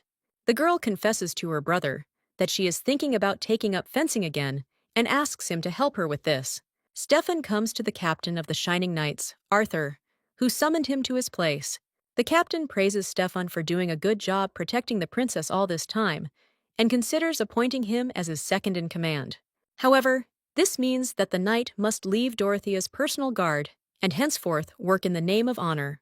While studying in the garden, Stefan ponders the captain's offer because they want to promote him even without an exam. But the guy doesn't understand what's the point of being a knight if he can't achieve promotion on his own. Suddenly, Dorothy attacks Stefan from behind, but the guy quickly finds his bearings and knocks the sword out of her hands. Despite the slight pain caused, she admits that he is the most amazing knight, and she didn't have a chance to stab him. Noticing that Stefan has been training since the morning, Dorothea realizes that something is bothering him and asks him about it. She heard that they want to appoint him as deputy head of the order and does not understand why he is sad, because this is good news. The princess assures Stefan that he is worthy to take this place even without her, and she advises him to take this chance. The girl asks him to trust her words and move forward, because she values him very much and wants him to do well. Stefan thinks that 10 years ago the princess was very young and did not even reach his waist. Now she stands firmly on her feet and speaks to him, and there is no longer that weak princess who is about to fall. He used to look at her like a child taking her first steps, but she has become an adult, and he is only now realizing it. Dorothea is already moving forward, but he is still marking time in the same place. Realizing all this, Stefan kneels in front of her as a sign of gratitude. After some time, the initiation ceremony took place, to which, of course, the princess also appeared. The girl still finds it unpleasant to be among aristocrats, but she tries to smile and answer everyone politely. Suddenly, a familiar voice calls Dorothea, and turning around, she sees Theon in front of her, who was looking for her at the request of the prince. Extending his hand to the princess, the guy offers to accompany her to her brother. Taking Theon's arm, Dorothea goes to Raymond, thinking that now that she knows everything about the guy, he seems different to her. Previously, when she was focused only on her emotions, she did not notice his powers. The princess does not understand how she could love Theon without really knowing anything about him. After walking some more, Dorothy realizes that Raymond wasn't really looking for her and asks why Theon deceived her. Embarrassed, the guy apologizes for using the prince as an excuse because it seemed to him that she was uncomfortable among those people. Dorothea catches herself thinking that now for some reason she is no longer happy that Theon shows concern for her. Suddenly, the guy asks her to have dinner with her this week because he has something important to tell her. Bending over the girl, he admits that for this conversation, he needs to be alone with her. He explains that on the day of her debut, he had urgent matters to attend to, and therefore was unable to congratulate her properly. Dorothy understands that Theon felt bad that day because of the spirit of darkness, and that is why the lights in the hall went out. After Eden gave the princess the summoning stone, the girl began to study materials related to the theme of spirits. She learned that any force tends to surge if there is too much of it, and the forces of light and darkness cancel each other out. Then Dorothea realized that Theon married her for this reason, not being able to cope with the power of darkness alone. Sometimes he did this through Raymond, so Dorothy hated her brother. It seemed to her that he was taking her husband away from her. Deciding that Theon plans to tell her about the power of darkness at the meeting, the princess agrees to meet him at the restaurant. Clara runs in and informs Dorothea about the beginning of the ceremony and carries with her the package that the princess asked her to find. Running up to Stefan, the girl is glad that she was not late and hands the knight a package. Unwrapping it, Stefan is surprised to discover the Sturkalip's sword. In her previous life, Dorothea liked to collect famous swords, and this was one of them. Stefan gratefully accepts the gift, because this is the first sword that the princess gave to her knight. Suddenly, Stefan takes out of his pocket the brooch that Dorothy once gave him and hands it to the princess. The girl thinks that he is returning the brooch to her, but the next moment he points to his chest and thereby asks to attach it to his camisole. Clara runs up to them and hurries to fix Stefan's uniform and talks about how amazing he looks. Taking the girl by the hand, the knight leans over and kisses her, saying that she always looks beautiful, which greatly embarrasses Clara. Watching Stefan receive an order from the emperor, Dorothea understands how people feel when they rejoice for their loved ones. In addition to promoting Stefan, the emperor also knighted Joe, who had been training tirelessly all this time.